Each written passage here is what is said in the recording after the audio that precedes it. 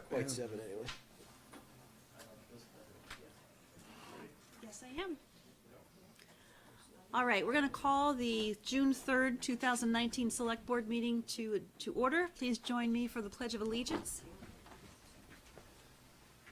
I pledge allegiance To the flag of the United States of America and to the republic for which it stands, one nation, under God, indivisible, with liberty and justice for all. All right.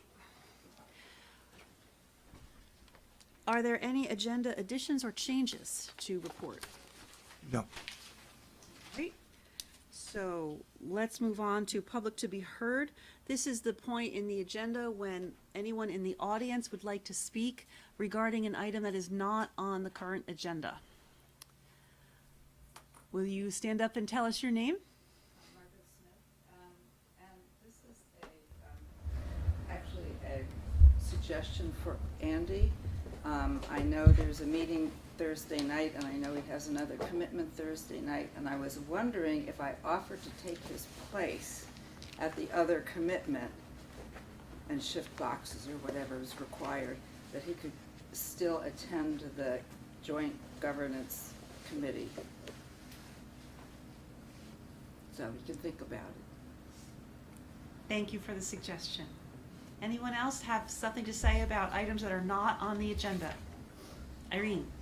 Irene Runner, I have a correction to the minutes. I don't know if you'll be pulling the minutes off of the agenda to actually work on them, but I would like to correct a date that's incorrect there. I believe if you want to submit your suggested corrections to the recording secretary, we'll take a look at them. I've done that, but I just want to make Great. sure, because it's a word change, it's 2007 rather than 2009. It's 25 meetings I attended that are not acknowledged here. I So just wanna make appreciate sure the that information, and that's we'll done. take a Thank you. look at it. Thank Appreciate you. it. Anyone else have information or questions about items that are not on the agenda? Okay, moving on, we're going to do our first business item, approval of the first-class liquor license for Firebird Cafe.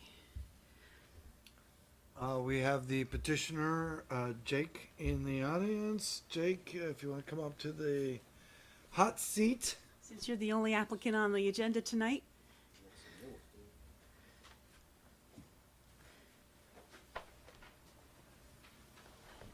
Generally, what we do is the staff reviews the application with the board, and then after we've had our discussion, you are welcome to share with us some information about your business. For the select board, Mr. Tran here is a local businessman. He is the current owner of Firebird Cafe on Pearl Street. He is also the owner of the Nest. I think we have lots of problems with the people that go to the Nest. No, just kidding. We love everybody who goes to the Nest. But the owner's fine. And so he is moving to the one of the 5 corners of 5 corners. And so maybe you could give a little bit of what the move means for you, and then you can answer any questions that the board has about your liquor license. Yes, thank you, Evan. Hi. Okay. Is that okay? Same volume. I've been at the current location on Pearl Street since 2009, and this month will mark the 10th year that I've been in the Junction. The place is small, as you all know. Many of you have been there, and it's hot. Parking is not great, but I was pretty happy with the place because it's cozy and it's easy for me to work there and sort of hang out. That's how I feel with my customers. And then over the years, folks commenting how the place is small, and it's sort of in the back of my mind, and I knew that someday I would need to expand, relocate somewhere. Until recently, Robin came to me. That wasn't the first time. Over the years, Robin have been into the Firebird Cafe and sort of, hinting that I should relocate toward the village center. The old road rescue service station has been vacant for some months, and so he thought that would be a perfect place for the Firebird. And this was 3 months ago. I came down there and I took a look and I thought, wow, it's a lot of work. But I don't know if Robin would take no for an answer, and I knew it was a no-brainer. The place is bigger. I think I can increase the number of seatings from 18 or 20 to 44, 48 seats. And then Like that huge, from outside. yeah, That's awesome. it's an open layout, so it's easier to design the seats. And then the parking, I don't even know how many spaces, but it's huge. And also, it's closer to Nest, so instead of driving, it's only a mile, but it takes about 10 minutes sometimes for me to go back and forth. Now I can just walk over, so it'll be easier. So myself and my staff were very excited to be moving over to the Five Corners, and comes the new place. We want to expand to offering dinner, and that's why I'm here. We want to serve beer and wine.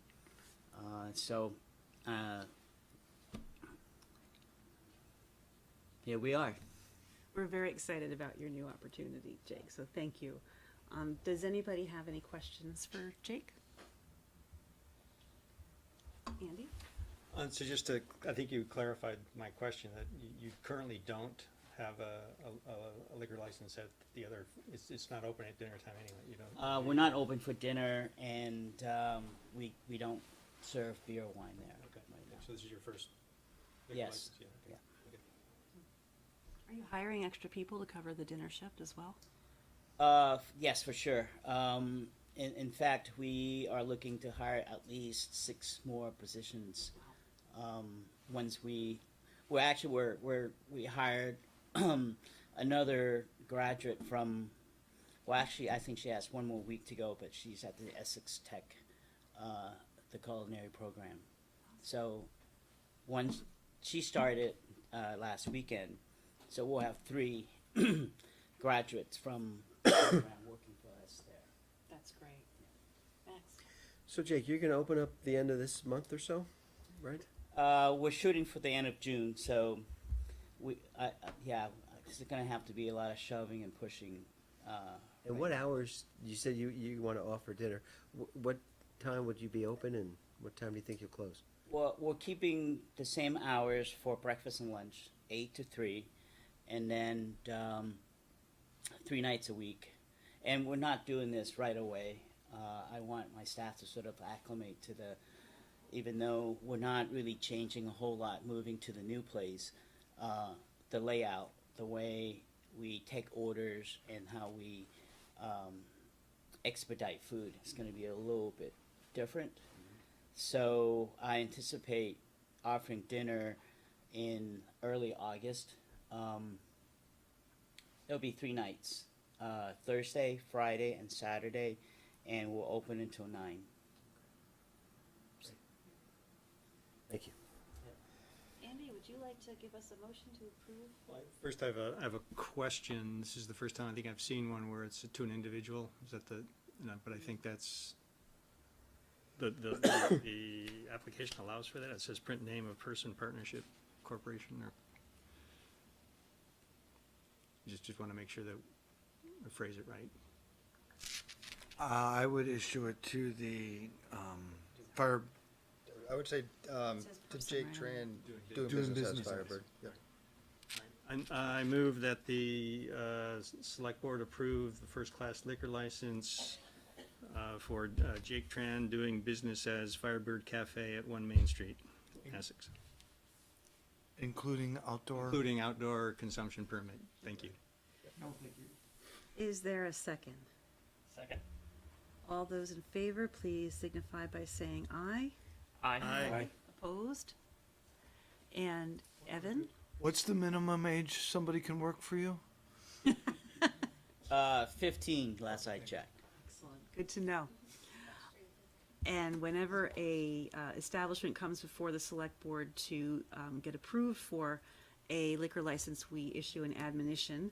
The select board takes the issuance of liquor licenses very seriously, as should the establishments who serve alcohol. We expect you not to serve alcohol to minors or anyone who is obviously inebriated. We thank you for doing business in Essex, and we wish you the very best with your business. We haven't voted yet. Yes, we did. We did, you just voted. I wrote it down. Monday's gonna Monday. Been a long day. So Jake, thank you very much. We appreciate it, and best of luck. Thank you. All right. Now we have 2 interviews for vacancies on the Essex Energy Committee. Phil March, would you join us at the table, please? Same hot seat.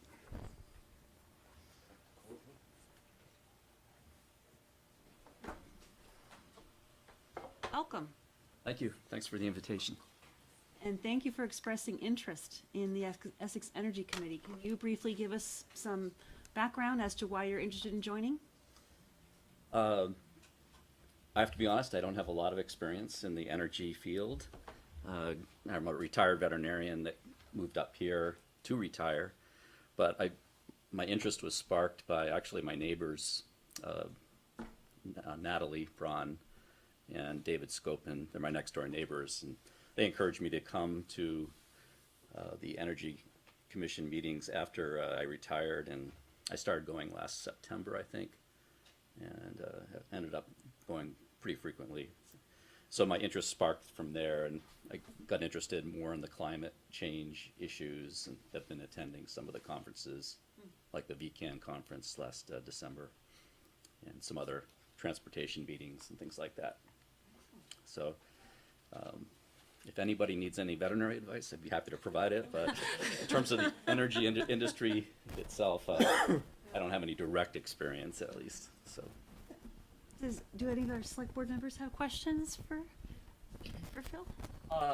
Not a question, but just a comment. It's impressive that you want to take on the work even without having the background. And I've found that having someone on a committee like that without a background actually opens up quite a bit of discussion, because, you know, sometimes when you're in that sort of work all the time, the acronyms and, you know, everything that's associated with it becomes such common knowledge amongst the people who are there. Right, I've That noticed. having, that sort of layman's view is sometimes really incredibly helpful. So I appreciate you doing it even without any specific prior experience. I noticed I do have to do my homework after I attend those meetings, because I don't know half the time some of the abbreviations they use. Yeah. My dog's back leg.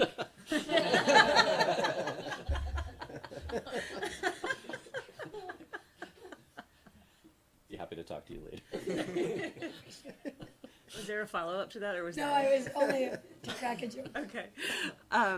And what are your hopes to accomplish while you're on the committee? I'm especially interested in weatherization. I was involved in the Button Up campaign, was handing out brochures to people at the polls last November, and had to go through a weatherization project recently at my own house. I'm one of the 2 that was completed in Essex Junction. So I was hoping to spark the interest of more people in getting weatherization done. That's one of my goals. And interested in electronic vehicles to make them more available as well and more accessible. That's great. Well, So- you certainly have plenty to work with. It's a very engaged committee, as you're well aware. So thank you, Phil. what we're gonna do next is we have one more candidate to interview, and then, we're gonna continue with the rest of the business of the meeting, go into executive session to discuss appointments, and then you'll get a call from town staff with the results. Thank you. Thank you. Thanks a lot, you guys. Irene, would you join us? Just wanna grab the minutes.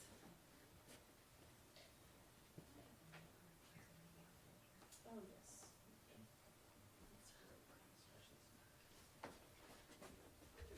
Okay, thank you.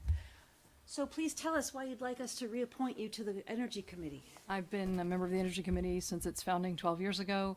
At some point along the line, I was convinced that I should be an ex officio member. So I'm looking to get onto the committee without the inability to vote on issues. You were convinced to become an ex officio member? I was, yes. I was told that. What was that? I was told that it would be more acceptable if someone who was on the select board was not also on the energy committee, should the energy committee need to spend money on something. So I agreed. I know that saluting is important when people, like the town manager, ask you to do something, you say, yes, sir. And so I agreed to do that. I have noticed since then that there are no other committees on which select board members serve that are ex officio. So Right. had I noticed that sooner, I might have applied to be a regular member sooner. But since I'm now no longer on the select board, I'd like to be a full member. Does anybody have any questions for Irene? What are you hoping to accomplish with this I'd like next to keep the term? momentum going. We've got a really enthusiastic chair and a committee full of members who are engaged in all types of energy conservation, renewables, and efficiency. And I'm the institutional memory, among other things. And you've been on there since 2007. 2007, so, okay. Going twice? You good? Okay. So Irene, thank you for your interest in being reappointed. And like I told Phil, we're gonna deliberate in executive session, and then let you know probably tomorrow, I'm assuming. Now, we have Will Dodge on the agenda, but I'm not sure if Will is here. He's out of town. He's out of town, okay, so we will include him in our conversations, because we've spoken to him on the phone, but we'll include him in our conversation in executive session. So, thank you, and we'll continue to move on. I apologize if we're moving a little rapidly, but we're pressed for time. Consent agenda. This is the point where the business items are grouped together under one item to be approved. Does anybody have anything they want to pull off of the consent agenda to vote on separately? Okay. I'm going to point out, as Irene had handed in, there is one error on the minutes to the May 20th Select Board meeting on line 40 regarding the year 2009. It should be 2007, so we definitely want to make sure that correction is in there. So with that correction, would anybody like to make a motion to approve the consent agenda? I move approval of the consent agenda with select board comments. And a second? Second. All those in favor, please signify by saying aye. I have something I'd like to talk about.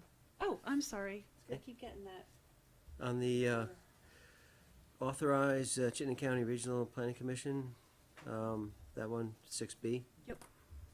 Just on the application piece, the consent, the census 2020, it says census 2020 registration form. Right. It's just near the bottom there, it talks about the address of the CCRPC, and it has the Essex zip code. It should have the Winooski one, which is 05404. So if you could just update that minor error, that would be job. appreciated. Well, if we're gonna be that descriptive, I don't have a middle initial. So there's a J in there that shouldn't be there. It's gonna be that descriptive. Otherwise, I'm good. Okay, thank you, Max. Anything else about the consent agenda? All right, we've had a motion and a second. All those in favor of approving the consent agenda as amended, please signify by saying aye. Aye. Opposed? Not opposed. All right, reading file and select board comments. Anything to share or say? Doesn't have to be involved in the reading file, could be something separate. Andy? Maybe to respond to the comment earlier, I also have a work meeting on Thursday night, so it's not just the fact that I'm helping at the library that prevents me from going to the governance meeting. I have three conflicts, three things going that night, Wow. so.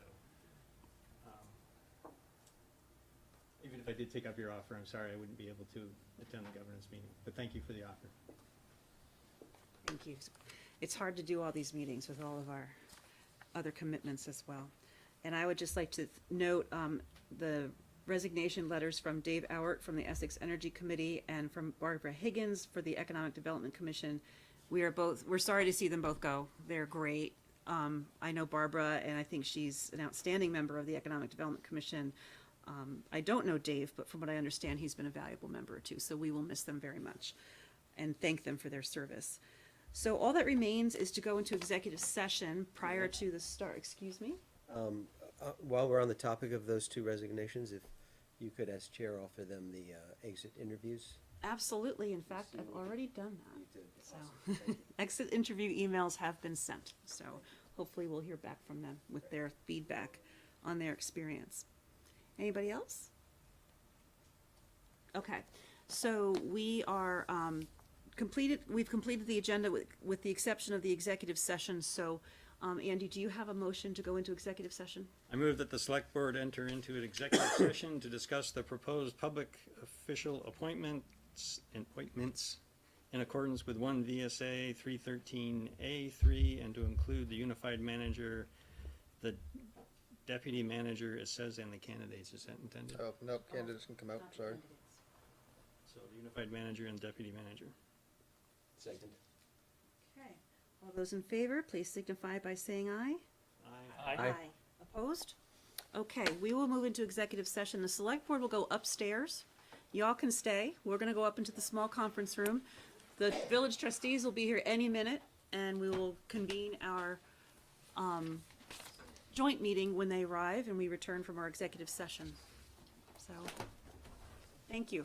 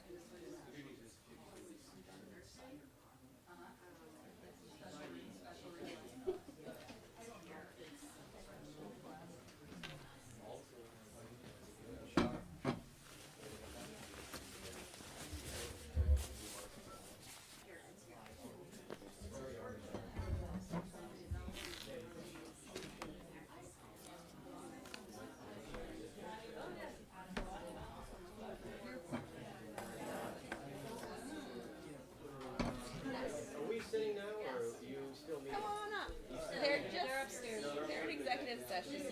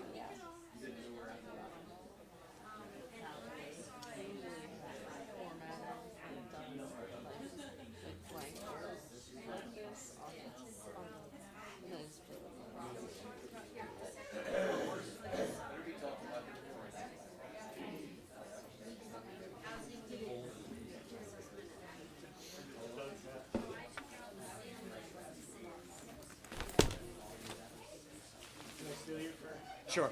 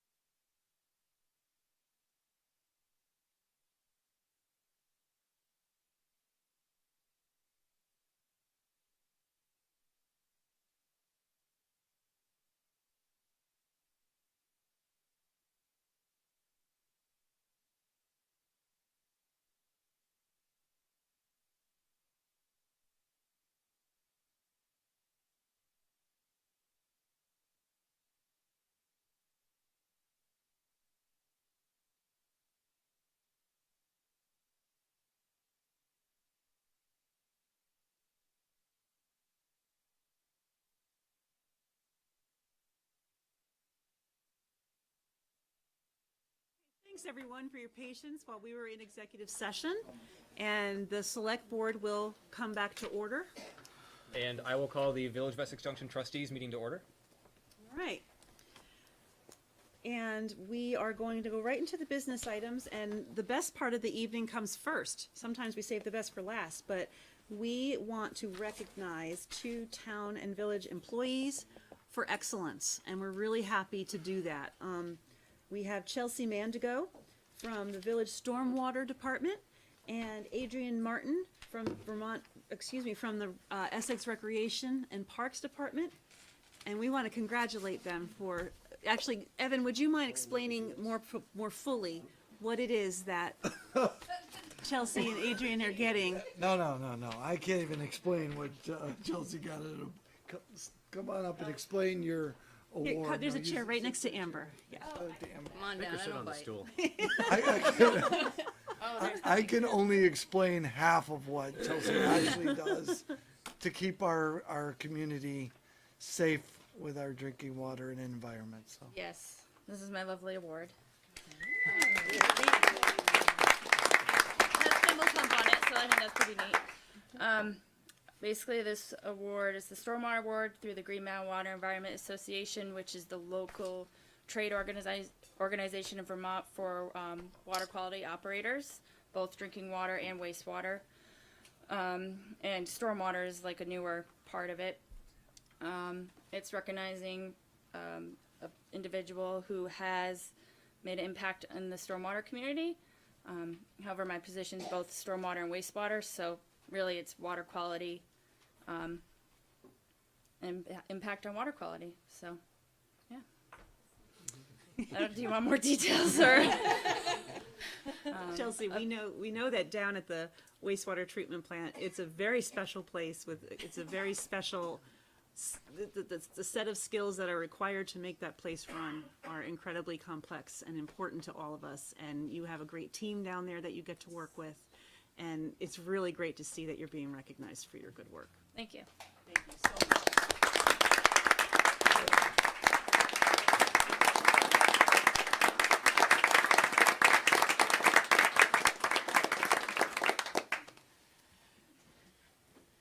And for Adrian, Allie, would you mind coming up and sharing with us?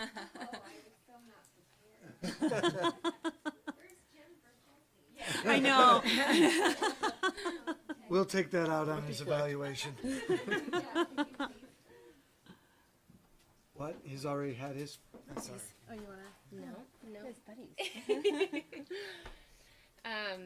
Adrian was recognized as the young professional for the Vermont Recreation and Parks Association this year, and it's an individual in our state association who's recognized for their accomplishments and their growth in, they have to be with the organization for at least 2 years or so.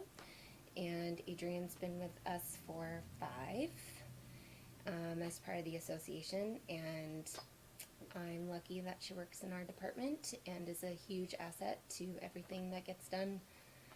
But she's also participated and done a ton with the association in regards to our state conference, and she's the chair-elect for the state conference in 2020, which will be a big year for the 2 of us.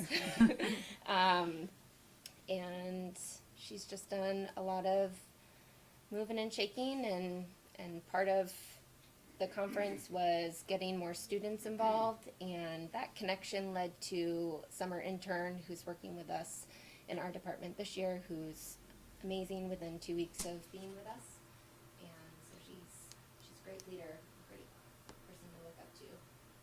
Thank you. Congratulations, Thank you. Adrian. Thanks. You have a small team, and you're clearly an integral part of that team.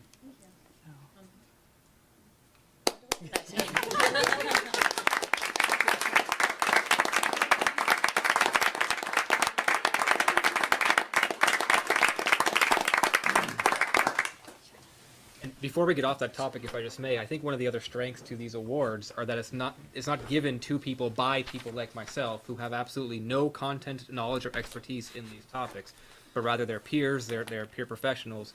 So it truly is experts recognizing experts and the best of the best. So I think it just again goes to talk about just how skilled and amazing these two people are. So thank you. That's a great observation. Okay, so that was the fun part. It's really great to recognize our wonderful staff. Thank you for everything you do. We really appreciate it. Okay, we're onward. We're going to have an update from guest. Excuse me, yes. Did we skip part of the agenda?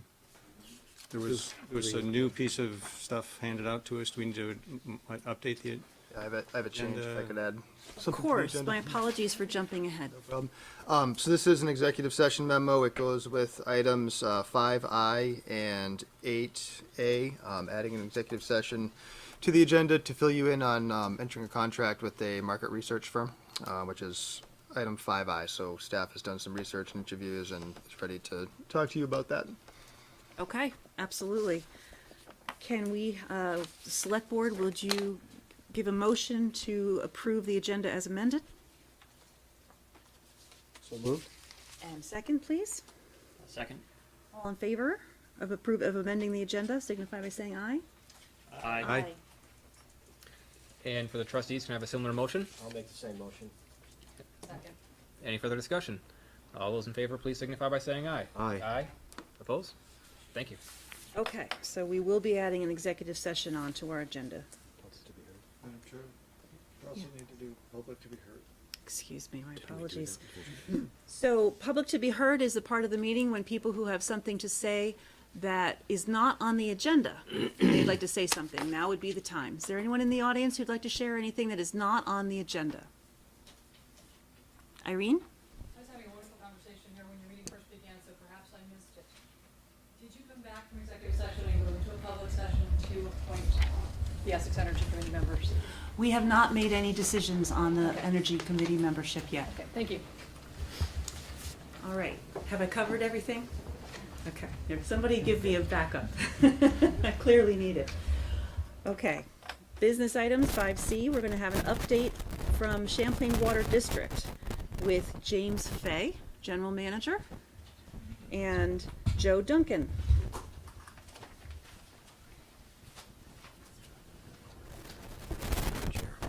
Thank you, sorry, Scott. Good Lord. I had. Reputation's getting around. Welcome. Good evening. Won't grade in here. I'm Jim Fay with the Champlain Water District, presently their general manager until June 28th of this month. And I'm here to introduce Joe Duncan, who was appointed by the CWD Elected Board of Commissioners as general manager come July 1 of this year. Joe's been with us about 3 years. Originally hired as our chief engineer, director of projects and programs.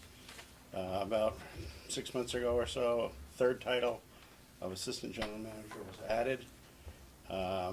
Some of you may know Joe. He's been with a local consulting engineering firm for 18 years. So he's done a lot of work around the state, water, wastewater, stormwater.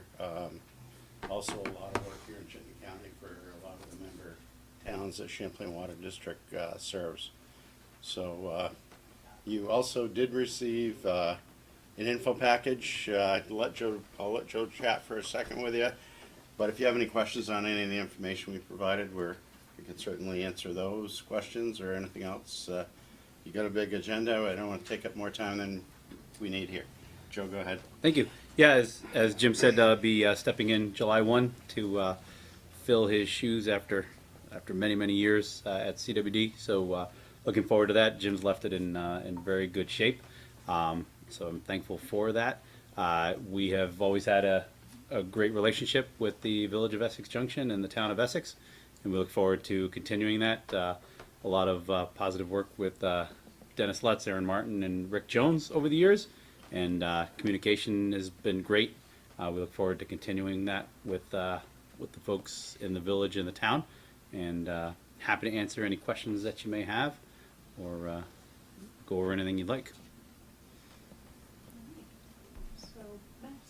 Yeah, Joe, on page 5 of the information that was sent, it lists the comparative retail water rates and by town and village. And could you, in just a few words, explain why the village of Essex Junction's water rate is so much lower than that for the town of Essex? Not 100% sure of all the data that goes into there. We have a wholesale rate that we sell our water at, and then each serve system then in turn applies whatever their additional operation and maintenance, debt service go into that. And so my understanding, and you probably want to talk to Dennis, Aaron, and Rick about this, but because of Global Foundries being a large user in town, that there's a ability to have them bear a large portion of the water budget compared to the town of Essex. So They're their own district, though. they are, but you get the proceeds from their sale go to through an arrangement between the village of Essex Junction and now Global Foundries. So that is my understanding for the difference. Plus, there's a difference in water investments over time. So when you look at debt service from the town versus the village, those are some of the things that go into. Each community has their own amount of funds that they need to raise, and depending on how much water each one sells, their rate will be based upon how much in water sales and revenue they get versus their budget. Thank you. Any other questions? Andy? Yeah, there's a number of regional entities, like there's the waste district, the bus district, but you're the only ones with an elected commissioners. Just wondering whether you think that's an advantage or disadvantage, or would you have any comments about that? I would say after 42 years there, it's probably the greatest advantage that we could have. The board members historically and presently seem to have either a business or an engineering, public works background. So they get, our charter is, it's, we're a municipality. So it's a consolidated water district. If our charter is based right on the consolidated water district enabling legislation. So it's kind of one vote per city, town kind of thing. And always elected. So it's been just people throughout the last 40 plus years, there's been more tenure on the elected board than among staff. And for the most part, we've got a very senior staff, although a lot of us are retiring here slow but sure. But the elected board model has been amazing.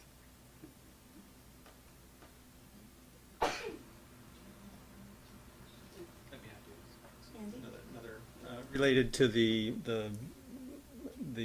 concept of we have multiple municipal and regional entities, what I meant to say.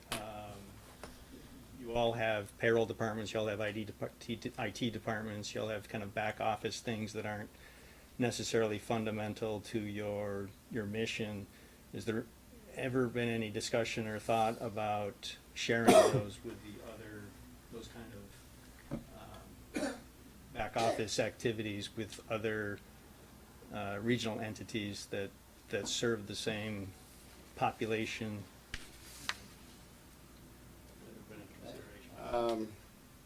Not that see, we're already,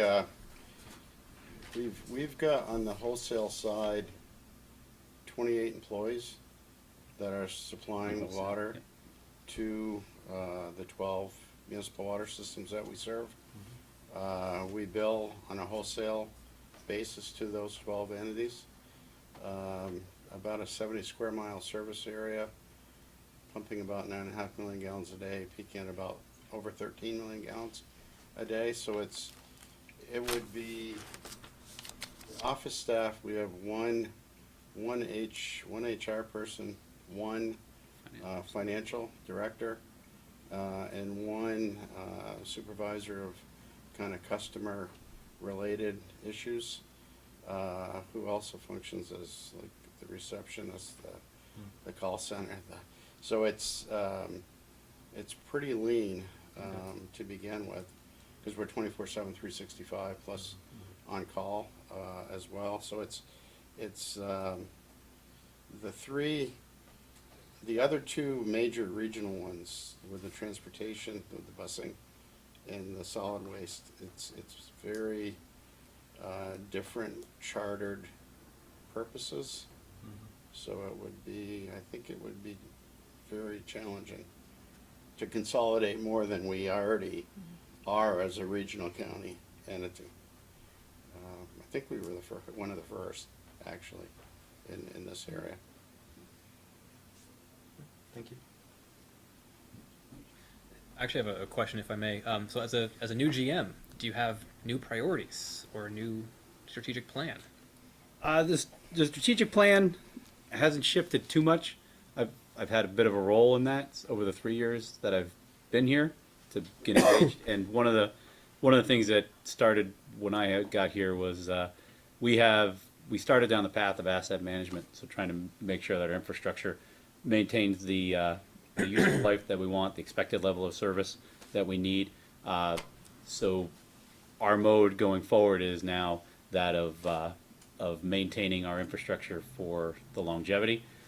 As you may or may not know from watching what a lot of our local service systems and nationally, we have a lot of infrastructure that's been run to failure. So luckily, CWD is a relatively young entity. We were started in 1973, so a lot of our infrastructure, although it may sound old, I was born in '72, so it's pretty darn young. If you ask me. But when you look at where the village of Essex is, or the city of Winooski, or where any of our service systems are with their infrastructure that dates back to the turn of the century, there's a lot of challenges that come with that's been left unattended and unmanaged, not for a lack of trying, but just that's the way it's been. So we're taking a very proactive mode and trying to maintain our tanks, our pumps, our water mains, everything that we own, our filters. And so that's really sort of the mantra that has been around for a while at CWD and started to carry that torch a little bit more when I got here, and we'll carry that going forward. Then my last thing, just Jim, 42 years of service. I think that certainly deserves quite a significant, or is a significant accomplishment. As someone who's benefited from the water you've helped to produce and make sure is clean, I just want to say that I'm thankful that you've been there doing that for the number of years that you have, as I've been born and raised in this community drinking that water. So thank you, and best of luck in retirement. Thanks. Just have a quick question on page 7 of your memo, where it shows the annual water sales in millions of gallons per year. And going from 91 to 2000, it's a pretty sharp rise in use, and then kind of a pivot point there around 2001 to where it declines from 2001 to 2009 kind of significantly also. What kind of causes those types of trends? Yep. What you see is we average currently about 10 million gallons a day. We peaked at around 11 and a half in the 2000 timeframe. Pretty consistently across the county, all non-IBM and Global Foundries use has stayed around 6 million gallons a day, roughly. And so 6.5 million gallons a day. So that fluctuation you're seeing going up is IBM heading towards its peak in 1999, 2000. The dip you see is the recession and the downturn in use of IBM Global Foundries. And then the leveling off that you see is them stabilizing again at about 3.5 million gallons a day now. So of our 10 million gallons a day, about 3.5 million gallons a day is used at the Global Foundries facility. Okay, so we need them to stick around. That would be great. Thank you. Along those lines, and maybe and again, I want to add to Andrew's thanks, Jim, for your dedication and service to this community. While the camera's rolling and the two boards assembled, I would like you to perhaps explain the phenomenon, which is important for some of our younger members going forward, of that when Global Foundries usage goes down, residential water rates necessarily go up. Is that correct? And either one of you, We're and that's about- gonna, and what's the reasoning behind that, and that's not something that's ever gonna go away. And when Global Foundries goes down, the rest of the water rates go up, correct? Yeah, probably, I think it's 86% of our annual budget that are basically fixed costs. Incrementally, the more water we pump, the more electricity, of course, to pump that water is used, and the more water treatment additives to treat the water are used. But everything else with depreciation, and it's a very heavy equipment asset, a lot of it buried, unfortunately, if you will, out of sight, out of mind. But it is truly, definitely the more water you sell, there's a bulk relationship there for discount, for keeping things economical, and the less you sell, those fixed costs have got to be carried. So definitely. Thank you. Over the last 10 years now in a row, our increases to the average family now on an annual basis has been about $4.17, I think, if I'm quoting from that correctly. So we've tried to maintain a very predictable annual cost increase. So, you know, whatever, $4.20 divided by 12, whatever it is, 37 cents or something like that a month is what we've been doing for 10 years in a row. And I think most of the governing boards like that predictability, that consistency. And at the same time, we're putting money away in capital reserve for future investments. And also with that capital reserve fund, we're doing an awful lot of capital work without borrowing, without bonding, so that we do not have the interest costs going forward. So it's been very advantageous the last 10 years just to keep slowly adding slightly to the wholesale rate. But it's a uniform flat wholesale rate across all 12 systems, municipal system. Thank you. Just one more. What % of your operating budget do you have as a fund balance? About, I should know that from my management, I just completed it. About 2 months worth, Okay. yeah. Thank you. Any other questions or comments for our friends from CWD? No questions about your pipes at home? Our boys are wicked smart. Well, thank you so much for coming and providing this update. And Jim, thank you for your service for so very long. We're very Absolutely. lucky to have had you. Thank you. Thank you.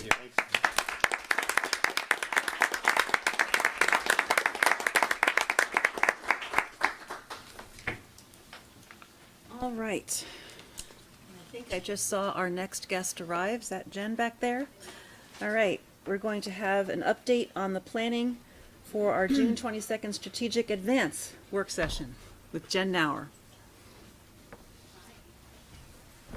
Welcome.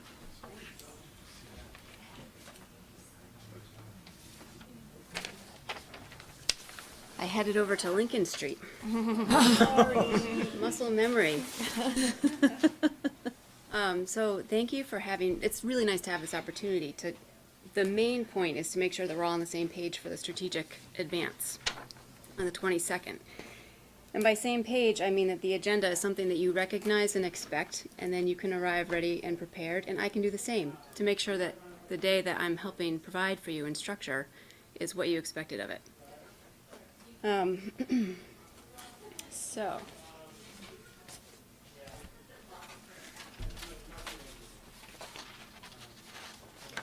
all right. So what I'd like to do is start with a little summary of where I'm coming from and then see what kinds of questions or reactions you might have to the memo that outlined the menu of agenda topics. Does that make sense? I think my brain is just barely catching up with my feet. Okay. So last week, Liz Gamache was here of the St. Albans crew. And if I were to summarize some of the key takeaways from that meeting, one would be that there was a real emphasis on the importance of communication strategies and networking. And then the second would be the importance of an infrastructure for holding that conversation so that it's responsive and you can respond to the developments that you may not be able to anticipate. Some of which you can, some of which you can't. So a lot of your questions that I was listening to at that meeting followed along those same lines. Things like how to handle some of the resistance that might come up during the process, positioning and organizing so that you can make sure that you're responsive to the things that do come up, combating misinformation, a clear division of roles and responsibilities so you know what you can expect of each other as board members and trustees, also as staff, and also for the public. And balancing the public input and board leadership so that you're able to message the rationale and the proposals in a way that's detailed enough so that you can get the work through, but also get some input to balance out your decision making. So far, so good? Mm-hmm. It's pretty ambitious. But I would say if there's another theme that came out of that time with Liz and the St. Albans crew, it's that there's not necessarily one way to go through this project. That you're going to find a way that's customized to Essex and responsive to what you see happening here. That can probably be both overwhelming and a bit of a relief because it means that there's not a formula that you're going to hit or miss, that it's something that will evolve as a group as you go. So that brings us to the strategic advance on June 22nd. Couple things to do today. One is to make sure that the agenda topics match up with what you want. I'd also like to outline any homework or preparation that you'd like to have done before that day. Then the third question I ask, with all humility in the world, based on my experience with you last March, is what your expectations are for managing public input on that day. Because you're going to need enough space to really do some hard work. And this is the beginning of a very long process. So I want to make sure that those expectations are clear for all of you, but then also so that you can message constituents and they know how to get you input prior to that meeting, depending on what availability you have for the public.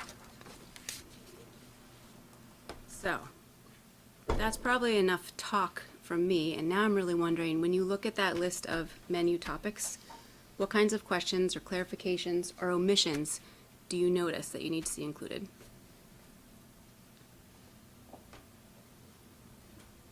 I just want to confirm the hours that we're spending on this. This is a huge agenda. And so are we starting at 8? Are we 8 a.m. 8 a.m., to 3 okay. p.m. Somewhat hard stop. 3 p.m. Okay. I don't know if you want to make that a hard stop. I mean, Well, it's going to be a long day. yeah. We feel that by 3 p.m., people are going to be, they may be Burnt out. energized, Totally but burnt out. on the downside. And we all have families and other things to try to get done on the weekend. So we figure that is plenty. But part of what you're wondering is how to meet this kind of list in a day. Yeah. Yeah. Yeah. And out of all of the items that you presented, item F, confirming the communication plan, you put a note on there that said time willing. And I do think that's a job for our governance subcommittee that they could easily handle and come back to us at another time. Yeah, I don't- that would be great. That's up to the rest of the group to confirm, but I think that's the one agenda item that I would be willing to push off so that we have some breathing room. Along those lines, I was actually thinking something fairly similar to parts of D. I think given the discussion that we would have, and similar to the notes you have following D, I think having the information being digested or taken from our conversations and then having staff really try to map out how they see some of those next steps going, that might help to facilitate this, because every single one of those items, I don't see how we can possibly get through all of this and do each agenda item its justice. Well, so one thing to think about with D in particular is that staff might be able to provide a framework of sorts for you to respond to so that you're not creating that completely from scratch. That will save you some amount of time and also give you an ability to digest part of what you anticipate the terrain to be before you show up on the 22nd. Still, your point is still the same, that depending on what that looks like on the wall, and then as people start to talk about it and think about what that means, it will certainly inform not just how decisions how can be made can be a very general thing, but the communication plan in general can be talked about, but in specifics is going to need more work. Yeah. Yeah. Can you just clarify, item A, opportunity to hear from staff, current status and update from department heads. And so what, I don't know who put this list together, but I'd just like to hear the logic of update from department heads about what they're doing and how that pertains to the rest of the agenda. I'm not clear. And I don't mean that it's wrong, I'm just trying to, so are the department heads gonna be present through the rest of the day and participate in this discussion? And I just, is that the idea? They are being asked to be there. We gave them a homework assignment to give a status and an update both for the departments that are currently being consolidated and the ones that haven't. What's going well with currently what's going on, what are some of the issues that they're facing, and then the roadmap future. And then because this is an organizational wide activity, merging of the two communities, we wanted them to be there. Some may be able to stay all day, some, one or two are not going to be able to be there at all. And then we want them to participate and help frame the arguments of what's going on, because a lot of them, if not all of them, work with the public every day and what they're doing. So they are going to be there till about 3 o'clock. What are you thinking? I'm just trying to dig into that and understand. I mean, we've got several things here, like a communication plan. Are we saying that staff from department heads from the town and the village are going to get involved with elected officials in framing a communication plan? Is that what you're saying? Is that, Well, I think- and how does that work? I think we just talked about taking that item, the communications plan item, off the agenda. Well, even that, I mean, saying, I'm just trying to get, so staff, we say key decision points about the discussion and outreach for consolidation. Staff is gonna help us define those key decision points. Well, That's yeah. why I'm not seeing that It's that's a really great their question, task. because this is a sort of ambiguity that will be really good for everyone to get clear on before, and I don't have a specific concept of that, but I'll tell you what I think it is. That the overall, the overall gist of June 22nd is to figure out the infrastructure for exploring merger possibilities. That includes an engagement plan, it includes decision points that are operational and governance related. And in order to make some of those operational decision points, or what that work actually entails for a timeline and for things to be concerned about or make allowances for, you'll probably need some direct input. It would be better to get that input right there during the day than to have to shuttle back and forth to get it. So that's the idea. Operationally, go ahead, Greg. No, keep going. Well, operationally, my understanding is that the departments are in different stages of consolidation. Some are, some aren't. So as you think about progressing or figuring out where it makes sense to move with that effort, ambiguities will be quicker to tie up if there are people there to speak to it. We as administration really see the staff component as being key to this whole thing and sort of launching the whole discussion of it. And it's, sorry to drag you into the weeds, but we kind of want to drag you into the weeds a little bit and show what staff is dealing with, and good and bad, on a day-to-day basis around consolidation. Some of the good stuff is collaboration. The community development departments will talk to you later tonight about energy planning and housing needs and some of the stuff that they're doing together, that we're working on together. Then there's also challenges, which you've heard before, but Sarah's department's running 2 payrolls, 2 tax IDs. The HR department's running 5 different personnel guidelines. So sort of to give you a sense of what's happening day to day in a consolidated, semi-consolidated world, to then frame the discussion going forward of what are some of those key decisions? How do we make those decisions based on where we are now? But you can't actually consolidate some departments until there is actually an agreement by the public on consolidation. And so I'm just questioning the value of making a plan for how you're going to consolidate some department, say the libraries or the recreation departments, prior to knowing whether there's actually going to be a positive consolidation vote. So, do you understand what I'm saying? That's why I'm getting a little confused I here. do, but we're not asking you to, we're not gonna be asking you to come up with a consolidation plan for those things. It's more, here's what we live on a day-to-day basis, and some departments are consolidated, some are not, some are semi-consolidated, and it's just trying to get across what staff deals with and functions, how they function or don't function in this semi-consolidated environment. If I may, it sounds like here's what it's like to walk a mile in your shoes. You being staff.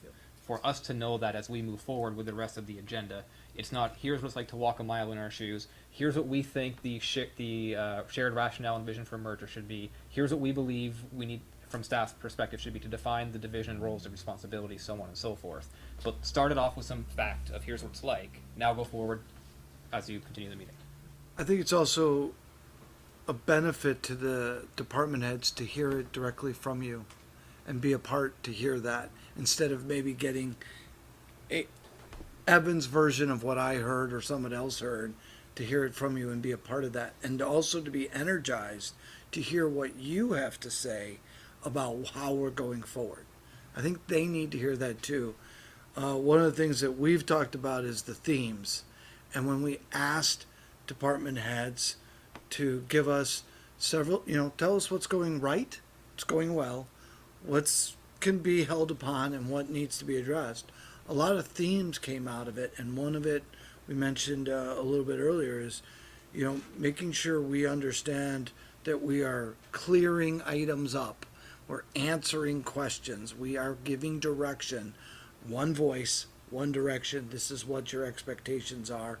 Here's some things we can take care of in this interim condition until 2020.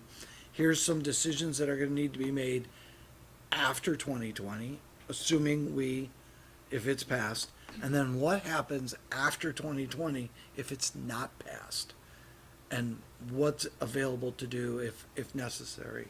I'm not running the meeting, so you have to ask the chair. Oh, Jen, please. I wonder if I can get you out of a bind a little bit. The details are not going to happen on June 22nd, but part of what will be happening is you're trying to imagine different futures. Because when you imagine different futures or possibilities, then you know what you need to plan for and investigate further. So the idea is not to be asking for specific work plans, and some of those themes may or may not be helpful and may or may not be able to be brought into the mix, even to the extent that people are hoping. But the overall gist is really important to try to figure out what would this look like, what are the things we'd have to be concerned with or be planning for in this scenario or that scenario. So I don't know if that helps find a scope that feels more appropriate for. It just seems, I will just agree with the general theme. It seems like, I guess it seems super ambitious to bring staff into the conversation, get where their take and their input on where we are and where we might be headed, and also be having elected officials trying to deal with that same thing, and then also trying to find common ground, and then also trying to come up with some plan about moving forward. Seems like this could probably be, a several month exercise, and you're trying to accomplish it in one. That's all. I'm hopeful. But I'm just throwing a little caution in here. It may not go according. Here's some wordsmithing. All of those verbs can't happen in that day. It might not be about getting input as much as it is getting information and having a resource base that's right there. And that will probably shorten you from weeks to just what's actually manageable in an hour. So think a little bit about those kinds of expectations. I really do need to hear about. That objective is not about getting input or not even about vetting different options. The objective of having those presentations there is getting literate in the landscape and figuring out what kinds of things do you need to think about, what are people hearing, because that's going to inform your exploration, your future work. Okay. Does that help? Yep, sure. Annie, did you have a question? I feel like I assumed, and maybe incorrectly, so maybe it already is true, I assumed there would be locked-in time frames for these things to happen within.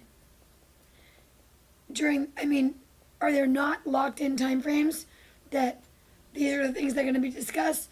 This is the latitude of the situation, and then we're going to this, and then we're going to that. Is that not? It's true. I haven't put in those time frames yet, and I think it would be premature for me to do that until I know what your objectives are. Any one of these things could be several weeks in the making, any one of these topics. But if I understand where you want to go, which I think is conceptual, then I can figure out where these fit into the day. Understood, agreed. I think it's conceptual also. But yeah, this is a menu of potential topics. And then one things you'll need to trust me to do between now and the time you meet is actually put into a design frame, you know, what it looks like, activity or discussion. Yeah, I didn't mean to suggest your job. I was just trying to understand. Yeah. My apologies if I sounded No, like I was it's telling you helpful. what to do. It's helpful. Well, you were already going to do it. Oh, that, well, you know what's helpful about it is that those kinds of questions and observations allow me to actually clarify what I am doing. Because what a facilitator does, in part, is invisible to you until I show up in that day. Sure. So what I'm trying to do right now is really vet, here's the mental model I've got of the work I think you're trying to do. That includes you as elected officials, but also the staff and what their expectations for the day, as well as I'm very aware it's a public, open to the public. Sure. So there's a lot of things going on. So I think you just touched upon it with that you haven't really fizzled out the whole activities and stuff, but I do see a lot of full group discussion and comments on here, and I'm wondering if you thought about any breakout sessions and you know, maybe more individual groups, because I get worried with these large settings that folks don't want to talk in front of other people, and that you might not get full opinion from everybody, and the fact that you've got a ton of people in a room. How do you get everybody's opinion? Yeah, I'll tell you a little bit what I'm thinking, and I'd love a response to this. So I don't have a lot of breakout groups, in part because a lot of your action for this day needs to be visible to people. It's where you're testing out expectations for each other. But to break up that full group discussion, there will be a mix of open discussion, structured sorts of times to speak, and also some activities that happen on easel sheets along the different walls of that room, where you're silently working on things and getting them up so that everyone's eyes can see them, but many people can be putting input on that at one time, and then you can sit back and review and see the trends. Idea being that coming back as a full group for a number of people to highlight what those trends are can help you see if you're on the same page or not. Does that help? How many people were we looking at?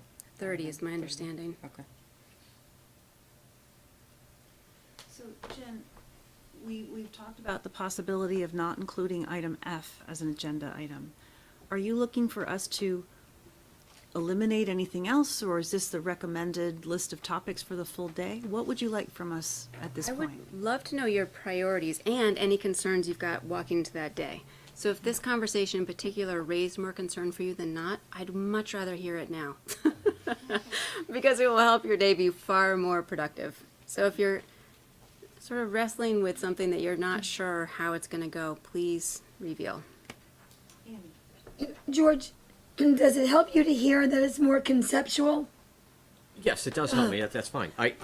It's fine. I just, when I heard the day-to-day experience of department heads, really it was just simply saying the day-to-day experience of department heads. How does that relate to the work we're doing in terms of trying to understand the community's interest in consolidation? It seemed almost like two completely, I don't want to say, not a lot of overlap between those two things. But I think you've explained how it works. So it's fine. The only other thing I'd point out is that we have a governance subcommittee group. Andy and Max and Raj, who was in here tonight, and I are on it, and we've kind of sketched out a schedule, and we've kind of sketched for the joint boards. We kind of have a schedule of where we want to go and a timeline and so forth. And I would only, suggest that you may want to look at that, and because we're already going to be talking about hiring a firm to do public outreach for us. I mean, I'm a little concerned that this is almost framing up a parallel operation that's going to try to achieve the same kinds of goals, but we're going to be doing it at the same time, and that's probably not a good use of resources. Actually, this is the perfect chance to tell me about what those plans are. I don't have it all here. No, not right now, but just which ones I need to actually touch base Then we and could loop do that, in. because I think there's, some overlap here, particularly in terms of a timeline, because I It think shouldn't be overlap. It should actually be all yeah, it should be integrated in. seamless. Yeah. Right, and I think as the subcommittee is talking about framing up a communication plan and bringing it to the rest of the joint boards, and so, again, there's some there's some disconnection here. I don't think it's fatal to the whole effort, but I think that we need to try to coordinate it a little bit. Well, so here's my question. Where this comes from, there was a very brief meeting, well, it was like a sprint with some staff. Liz was there, and then also Elaine and Andrew, where some of these pieces came up. And so really what I'm asking you now, I mean, you're both here, but also all of the board members, is to say, what plans are you aware of that you need to, this is the time to bring them out. That's one. Something tangible, other work plans that you may have produced or that you've seen or that you're working from. Yeah.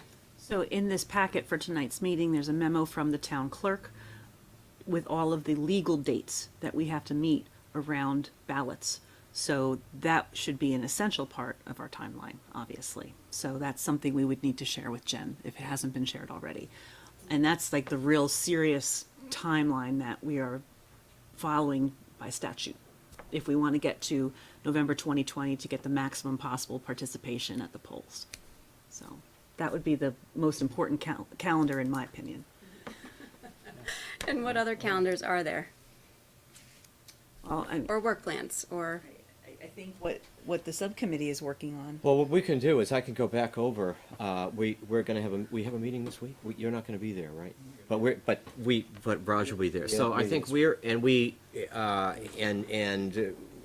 can look at the total work that we've done, and we do have some.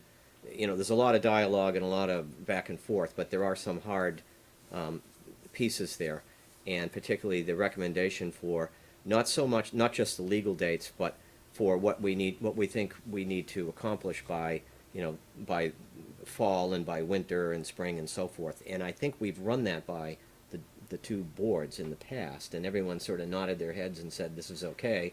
And so I can try to organize all that and send it to you, and I'll CC everybody else so that everyone knows that you've got it. Well, I have a request.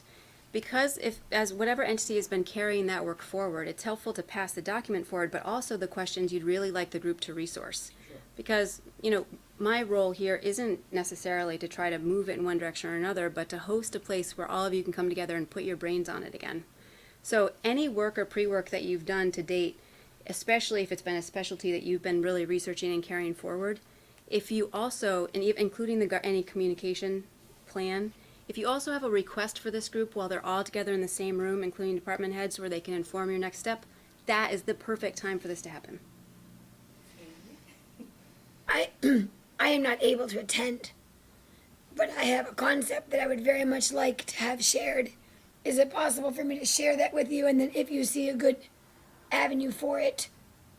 You know what I'll do is I'll keep that in mind now that you have it, and I'll figure out what your best avenue is. It probably won't be through me because I'm going to be hosting the day that, trying to bring in content won't be as helpful. Great. But I will keep that in mind, and as part of prep tomorrow, we'll figure out how to get that in there. I appreciate that. Thank you. Yeah, that's good. It's great to know. Also, we'll be more succinct than if I was actually there, so shorter day for all. Perspective and wisdom isn't always succinct, so it's okay. Saturday is going to feel a little bit meandering sometimes because as you pull these pieces together, you'll probably develop and walk over some new questions that didn't occur to you before. And for George, I think and for others, the governance subcommittee is looking to hire a firm to do a survey and some outreach. And I think what our thing is we need to then put that in the timelines and put that into when's that going to happen. Somebody's doing it. Don't worry about it. It's happening, and it's going to happen in this time frame, and that's going to inform this next decision, which gets us to the next deadlines, etc. Not duplicative work. It's understanding what's being done and by whom. And then what are our key decision points? Something like at what date does the boards need to have its governance question? A, B, or C? What date does it have to be? What date do we have to have our X done by? What date does this have to be done by? And who's responsible for it? And move forward. Those are the types of decision dates we're asking about. And then at some point, and I hate to say this, but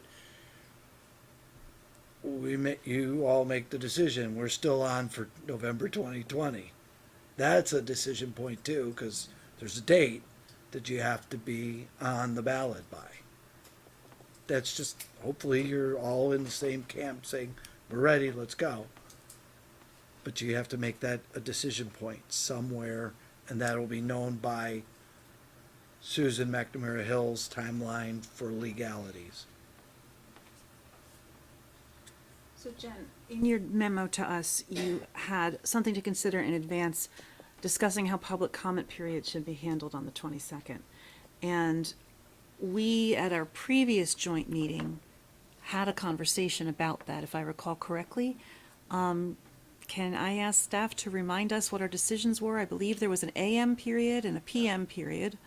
Staff's recommendation for this is that, first of all, there's going to be about 30 participants between staff and elected officials, plus our facilitators. There's a lot on this agenda. So the idea was there would be 2 or 3 public comment periods of a specific duration, maybe 5 to 10 minutes, where it's public comment, not public participation. First thing in the morning after you start the meeting, last thing right before lunch break, and maybe last thing in the day, depending upon if anybody from the public is still there. But those would be 3 opportunities to have public input. But again, from a staff perspective and what we're trying to achieve, we were not considering public participation.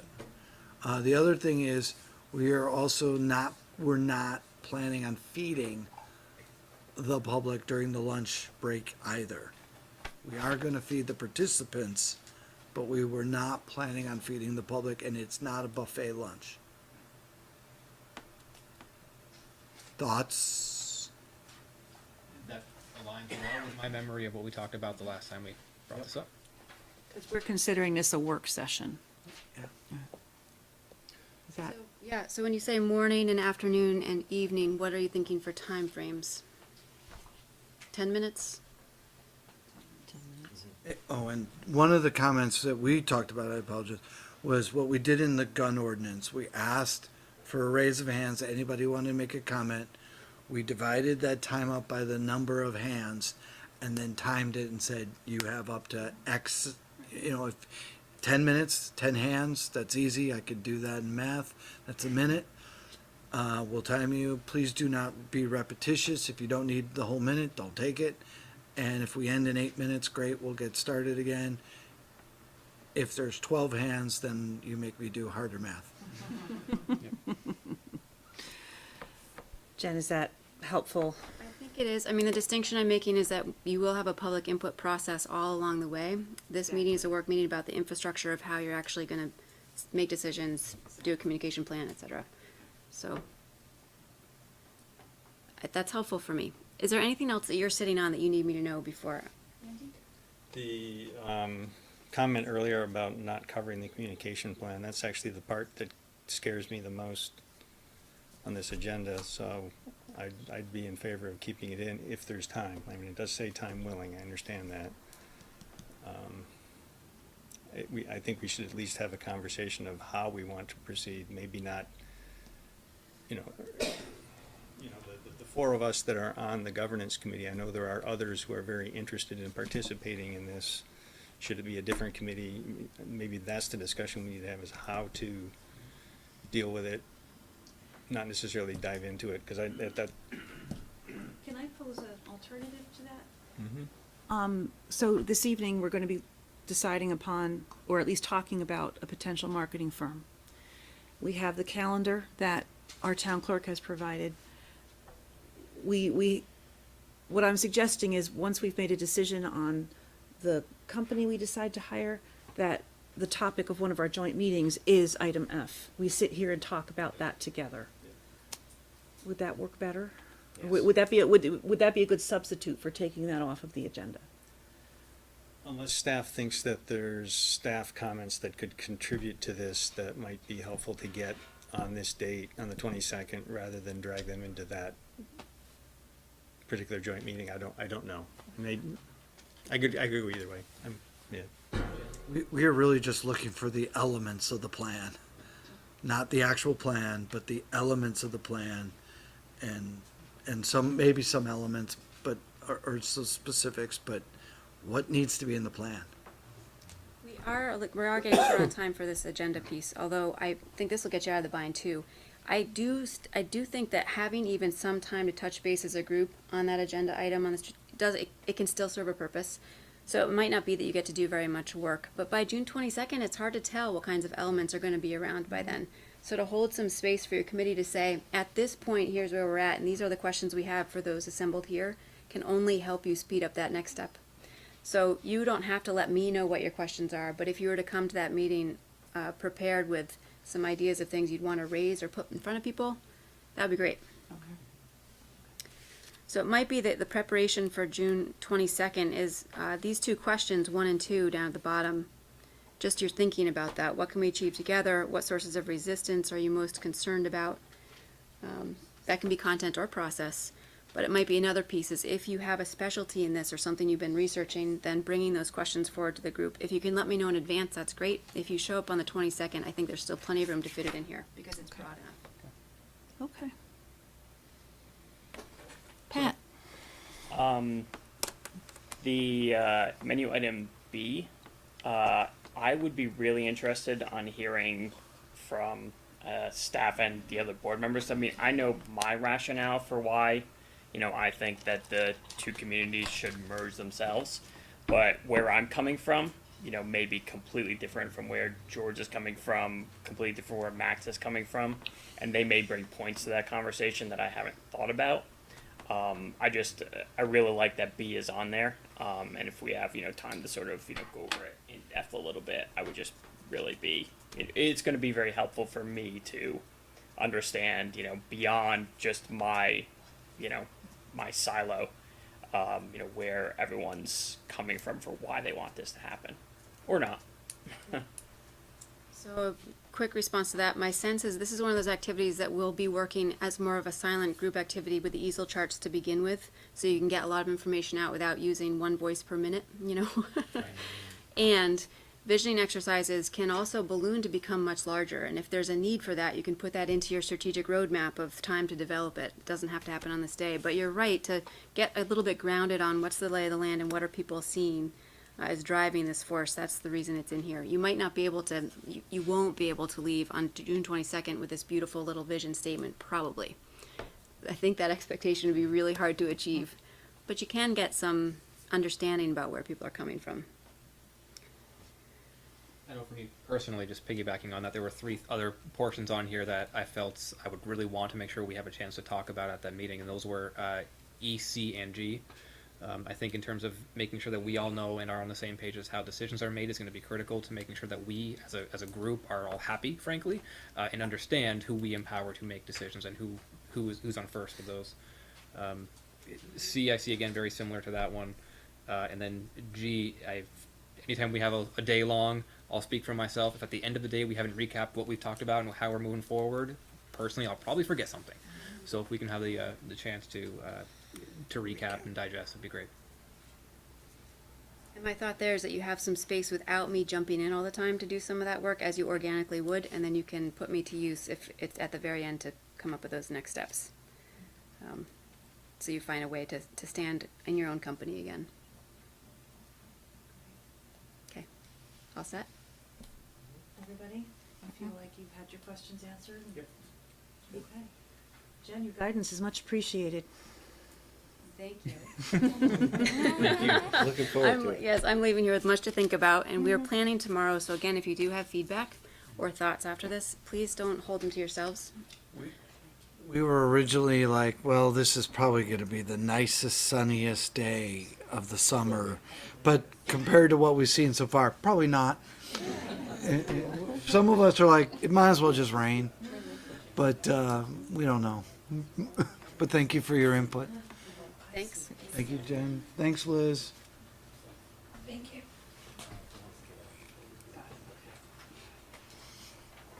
Okay. Oh, bye, Liz. Thank you. Thank you. our next agenda items, I wonder if I can get the board's indulgence to flip two of the things. We have the update of development fees and then the housing needs assessment. We have some guests in the audience for the housing needs assessment, so I'm wondering if we could do the impact fee conversation after the housing presentation so that our guests can complete their evening and then be on their way. Would that be all right with the board? Darren? Ah, okay. Sure, so we're being asked if we could move the update on development fees to after item G, because the housing assessment and the energy plan, we have guests in the audience who are waiting to speak, so would that be all right with everybody on the board? Sure. Trustees? Okay. Yeah. I will make a motion on behalf of the village trustees that we rearrange the agenda as described by Select Board Chair Elaine Haney. A second. Any further discussion? All those in favor signify by saying aye. Aye. Aye. Anybody opposed? Great, thank you. Select board? Have a motion to approve the change to the agenda? Right, to move item 5E to after 5G. A second? Second. All in favor? Aye. Thank you.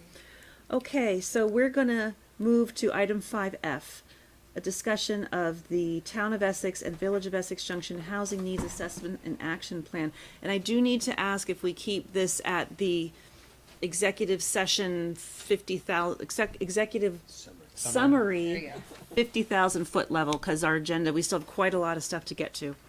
And along the lines of the, if I may, Elaine, along the lines of this, this topic pertains very well with my day-to-day work and my employer. So as such, I do believe that there is a conflict of interest that may arise. And so along those lines, I'm going to recuse myself from this conversation, which according to our village trustees policy, I need to go sit in the audience and not be at this table.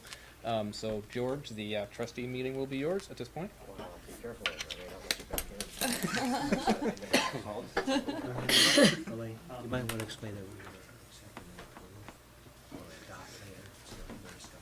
And what we have on our agenda tonight is we're accepting the report, and we're gonna learn about it, we're gonna hear about it. We might have a few high-level questions, but we will approve it at a subsequent meeting when we have a chance to discuss it in more depth. So this is just the introduction of the topic.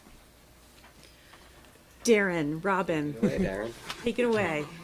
Thank you very much for having us. And as you say, this will be a high-level overview, an executive summary of the executive summary. But I do want to delve into a few topics because I think they're really important to cover and discuss. So as you've seen in your packet, we've put together a joint Essex and Essex Junction Housing Needs Assessment and Action Plan. So it's both a report on where things stand with housing and also some recommended actions for the town town and village to take. So with that, we'll get started. And I want to give some national context. And sorry, Greg, there's a lot of animation, so I'll just have you keep clicking. We all know that there is a housing shortage and a housing crisis in the country and in the state and in the county. Part of that is because production has been slower than normal. Construction costs are rising, so both labor and materials, and our overall incomes are kind of stagnant with rising cost of living and other costs that are going up. I will also note there have been some financing challenges for housing, both publicly funded, subsidized housing, and for market rate housing. Whether it's interest rates or federal funding, it's just sort of been a bad situation all around. The next slide sort of gives you a sense of that in a graphic form. The red line, housing starts, is new housing units begun construction or permitted. And then household formation, the blue line, shows how many new households are being formed by year since the 60s. So you can see that for a long time we were producing more housing units, more homes than there were households, which is good. That leads to flexibility in the market and lower prices. But more recently, we've started to see that number go down. We're doing about one house per household since the 2000s, but if you look since the recession, it's been much lower than that. And if you look at that line of housing starts since the recession, it hasn't caught up to household formation. So it is clear why we're having a housing crisis. Next. So with that in mind, we looked at this report and developed this plan to say, these are some of the goals that the Essex community should aspire to when it comes to housing. You could call this a housing bill of rights in some ways. We hope that everyone in the community should have access to a house that's affordable, paying no more than 30% of their household income for all of their housing and utility expenses, is of a desirable type and size for their household, so it's not a 4-bedroom house for a 1-person household. It's not a big house that, or a small apartment when you need more people in your household for lots of kids. We want housing to be located to support walking, biking, and public transit, and be close to the places that people want to be, so that we're not contributing to, so that we're following a smart growth model and supporting people in their overall living costs. We want to meet any special needs that are out there, whether it's disabilities, senior care, recovery, and addiction support or low income, and that it's available without discrimination to sex, religion, race, etc. And as we've been doing this, we've kept these questions in mind, and we want to encourage you to keep these in mind as we go through tonight. Housing quantity, how much housing is there, how many people are there relative to that housing, and how does that play out? That affects housing affordability. How much is that housing, does that housing cost, and how much are people able to pay for it? Is the housing good quality? Are there health issues in the housing? Are there weatherization problems? Does it need to be updated? What's the municipal impact of all of that? How does it affect our community? And what are some barriers to improving that and some actions we can take? So with that all in mind, we'll dive into the data a little bit. And you can see some of the data sources we used. Most of that came from housingdata.org, which is maintained by the VHFA. They've been a really great resource in developing this. Some of our data came from CCRPC and our own grand list. And I won't go into too much detail because it's technical and a lot of people don't need Statistics 101 tonight, but when we report some of the data, it's with an estimate and a margin of error. So there's some variability as to where that number might actually be. So if your estimate is, sorry, Greg, if your estimate is here, the actual range of where it could be is within this margin of error. And Greg, if you can click, you can still see. That is affected by sample size. A smaller community like Essex and Essex Junction will have higher margins of error for things, especially as you drill down to subgroups of the population. And we're reporting that with a 90% confidence interval, so we're 90% sure that the figure actually is within that margin of error. There's a 10% chance it's outside of that. So just keep that in mind as we look at all of these numbers. So looking at overall demographic trends, as we've said, we have more households, number of households is going up, total population is going up, but household size is going down. Next click. So a lot of what we're seeing is, indicative that we need more housing. And a lot of that, those households are older folks or young adults. There's a bit of a gap in the middle. So we want to be mindful of where people are in their lives and what their needs are. We're seeing increasing ethnic diversity within the town and village and the county compared to the rest of Vermont. It's still 92% white, but it's changing, and we're seeing more minorities. Incomes are relatively stagnant, especially since the recession, and as a result, we're seeing some increasing cost burden because costs are always going up.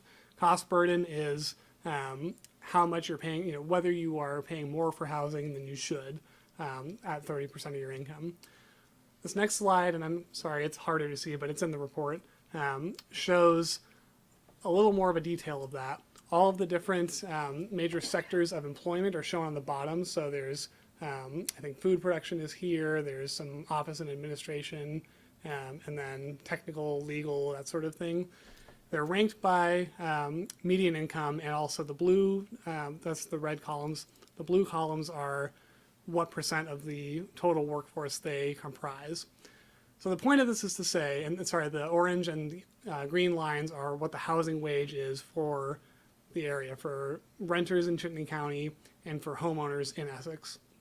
The point of this is to say people on the lower end who are in those service-related lower income jobs can barely afford to rent or own on one wage per household.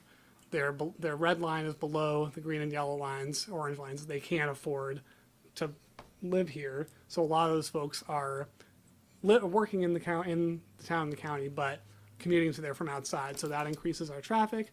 Those people are not contributing to our property taxes and our local economy as much, and they're not being represented in our community, even though they work here. And the upper line, the solid lines are if you were a 2-earner household. So even at 2 earners, sometimes you're not earning enough to make that work for certain professions. So to dig in a little bit to rental housing, go ahead, Greg. Some of the highlights, and the report is broken up into different sections based on rental housing, homeownership, elderly and special needs, and homelessness. For rental housing, about a quarter to a third of households are renters in the town and village, respectively. Renter households are a little smaller. They tend to be lower income and have a higher cost burden, which is increasing. And there's generally not enough smaller apartments for them. There's because they're a smaller household size and there's more larger apartments, that's contributing to some of that cost burden. You're not able to find the right size apartment. You're paying too much for your housing. That's your cost burden. And the other thing I really want to drive home is that VHFA estimates that about 2/3 to 3/4 of renters who qualify for rent assistance are not receiving it. There's just not enough money to help them. They're in dire need, and part of it is that I think Robin was telling me earlier, even though there are federal subsidies out there, part of the problem is those incomes are not matched up to the criteria for what you qualify for rental housing. Yeah, last year Vermont actually sent some vouchers back. I was at a meeting a few weeks ago in Burlington, and the criteria for the vouchers makes it difficult for the people who need the assistance to qualify for the vouchers. So there's a mismatch between the criteria for the vouchers and the people who actually need the assistance. Could I just get some clarification on that? What are the criteria that are? I'll try to remember. It was, you couldn't just have one factor. You had to have more than one factor. Low income and an issue, whether it was a dependency of some sort. There was also the issue that the federal government said people had to be placed in a space by themselves. So perhaps there's a 2-bedroom apartment available. Only one person could be put in that. There were actually some ideas at this meeting where they were trying to get more creative about how they could make that work better and make the resources that are available match more closely with the needs that we have here. Yep. And to show a little more of what that looks like, just for market rate rental housing, this shows all of the median rents for different size apartments in the county, town, and village. And the solid lines that go horizontal show the median incomes for county, town, and village. And so you can just see that, lower rents are lower for smaller bedrooms, but and you might be able to find at a median, you might be able to find an apartment that you can afford at median income, but you might be stuck with an apartment that you can't afford, and you'll either need roommates or you'll just end up paying more for your housing. And there's other data in the report to show that mismatch between rental housing and household size. So moving into home ownership. Okay. In comparison to rental housing, mostly middle-aged, higher income households. The household size matches a little better with the homes that are available. Most of the homes for sale are single-family detached, and we don't really have a lot of condominiums in the town and village relative to what there could be. And those generally are considered more affordable because they're smaller, they don't have land associated with them. I have seen some $300,000 condos, which surprises me. So when I say there's not enough condominiums, I'm talking about, economy size, economy rate. There's high demand and high prices within the homeownership market, and cost burden is relatively stable, but because we've seen those issues with renters and their cost burden and not being able to save because they're paying too much in rent, they can't afford a down payment, they can't compete with all the people who have a mortgage already and have equity, so renters can't enter the homeownership market, and that creates instability for them long term, both for them, their household, and for the greater economy. So again, sorry the numbers are hard to see, but the top part, I'll go through this one by one. The top part shows examples of what you could look at with the BHFA home price affordability calculator. Basically, if you want to go find a house and you have this income at the top here, and sorry, my laser pointer stopped working. So under median income approach, total renter and owner, that's the median income for people in the area in Essex. If that's what your household income is, $76,667, the home sale price you can afford, the house you can afford is $262,500, and you need to pay $24,000 at closing. If you're a renter, you can afford even less because your median income is lower. You can only afford a $152,000 house with $15,000 at closing. So that's looking at it for what you can afford on your income. Looking at it from the other side, what's out there, and what's the median sale price. For a single-family home, it's $331,000. You would need to earn $96,000, almost $97,000 to be able to afford that house. So there's a big mismatch between what your income, what the incomes are, and what you can what's actually out there and what you can afford. Does that make sense? Yeah. Okay. And just the bottom graph just shows that Essex has a relatively high sale price for homes, both for single families and for condos, compared to other counties and other communities in our area. Go ahead. So touching briefly on a couple other special interest segments. Housing for the elderly is important because it's a growing portion of our population, and a lot of homeowners who are aging want to age in place rather than go into senior living. And we do see some increased cost burden with them. That may be due in part to being on a fixed income and not earning their salaries but being on Social Security, but it's still a problem for people in that age group. Next one, Greg. And I call it special needs housing, but it covers a lot of things. It covers extremely impoverished homelessness, people fleeing domestic violence or having substance abuse issues. And I just want to highlight that this is a really important thing to consider as well, because these are the people in most need. So showing that people with disabilities are more likely to live in poverty in our area. And the other graph shows the point-in-time count for homelessness in Chittenden County. And I didn't include 2019 because it wasn't out yet, but I know the numbers are higher in Chittenden County for this year. I think it's 40 or 50 total higher, and most of those are unsheltered as opposed to in an emergency shelter or a publicly funded hotel or in transitional housing. So with that, in supportive housing, because substance abuse is such an issue that we're facing, we'd love to see more substance abuse paired counseling and support paired with affordable housing. So with all that in mind, here's what we suggest for an action plan for our community, both town and village. First thing is establish a joint housing commission.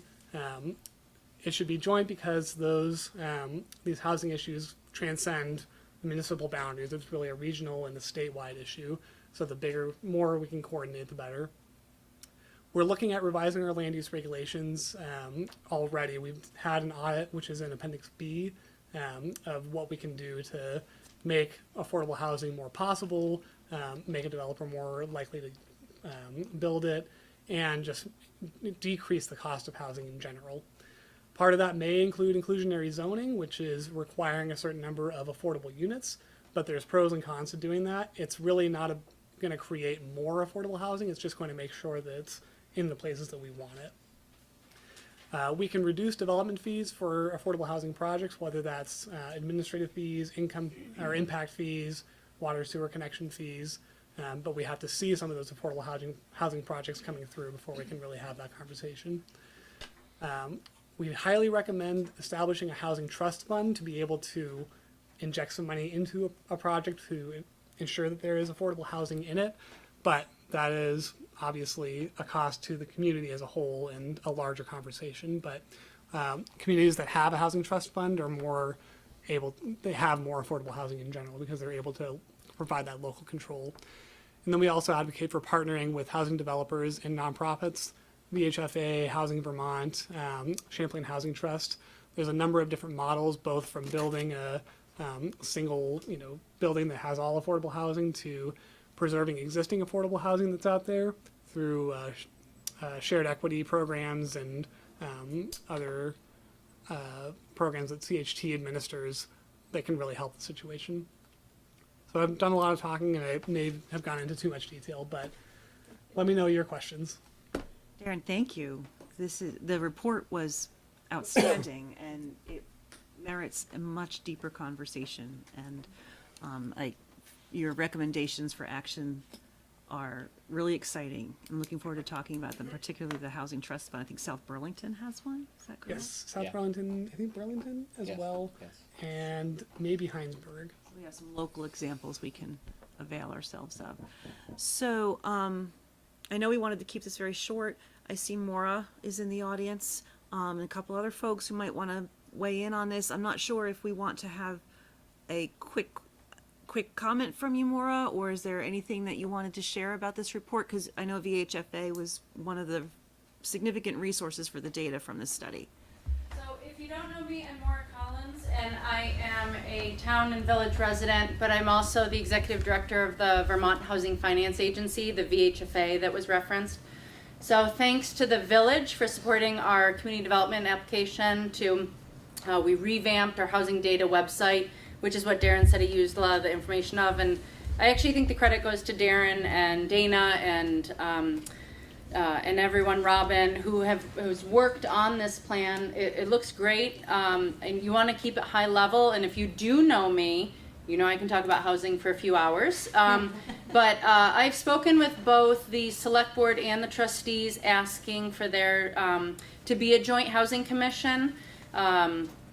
I make a probably inappropriate joke that if we have a cemetery commission, we might want to have a housing commission, because one of these will really strengthen and grow our communities more than the other. So I really do love the history of this community, so I'm not trying to slight those that have gone before.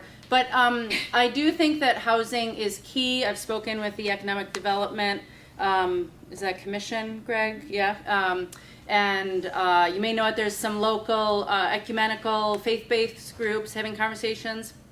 So VHFA stands ready to not only provide support on data, but also our staff participates in several local municipal level housing commissions. So we have examples of charters and charges and how those work, and they take varying levels of municipal involvement, staffing support, or are purely voluntary. They have looked at some of the recommendations, like Darren's pointed out. Some have taken a very different route. It depends on what that community's needs are. And Essex, I love it, and we'll never leave here because Essex is so unique. And it's not Colchester, and it's not South Burlington, and that's what I love. And I think that a housing commission is a great first step to really get at what are the housing needs of Essex, and how do the town's needs differ than the villages, and how does even within the village does it change if you're right at the Five Corners or you are down 2A a bit, or if you're in the town, right in the growth center area versus, let's say, Westford outskirts of the town. Those are the conversations and meaty things that you can't get into tonight, that are a lot in the report, but would come out through a commission that could then look at what other recommendations. So I just want to, on behalf of VHFA and as a resident, say we're ready to work in partnership with both the municipalities together, and I strongly recommend that this be a joint effort because, Melanie can speak on the regional side for planning. You can tell when planning stops at a boundary line because that's where awkward things happen. And so you really want to look at the vitality of this community as one and build from there. Laura, thank you very much. So I think, Do any board members have a question? Any other questions about this assessment at the moment? What our task is tonight is to accept this report, and then we will have a more robust conversation at a future joint meeting. So at this point, I would accept a motion from the Select Board to accept the Housing Needs Assessment and Action Plan. Would any Select Board members like to move to accept? Andy? I move that the Select Board accept the Town and Village Housing Needs Assessment and Action Plan. Is there a second? I'll second that. And all in favor, please signify by saying aye. Aye. Opposed? Okay. I'm kind of at a loss here. Yeah, go ahead. My suggestion is Andrew come back. Come back, Andrew. Because this is just the motion part. So, do I hear a motion from the trustees to accept the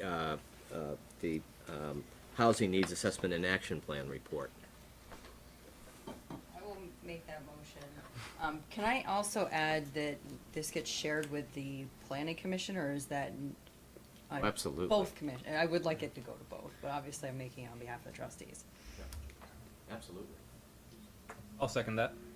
Okay. Any further discussion? Quick question. Yep. Just again in clarification, I still need to recuse myself from this. Correct? You should probably stay, well, then you don't have, a quorum. then you Right. don't have, so. Pardon? No. No, We have 5 members of a board, 3 of whom are here. again, you are not part of the discussion, and all you are doing is accepting the report. That's all we're doing.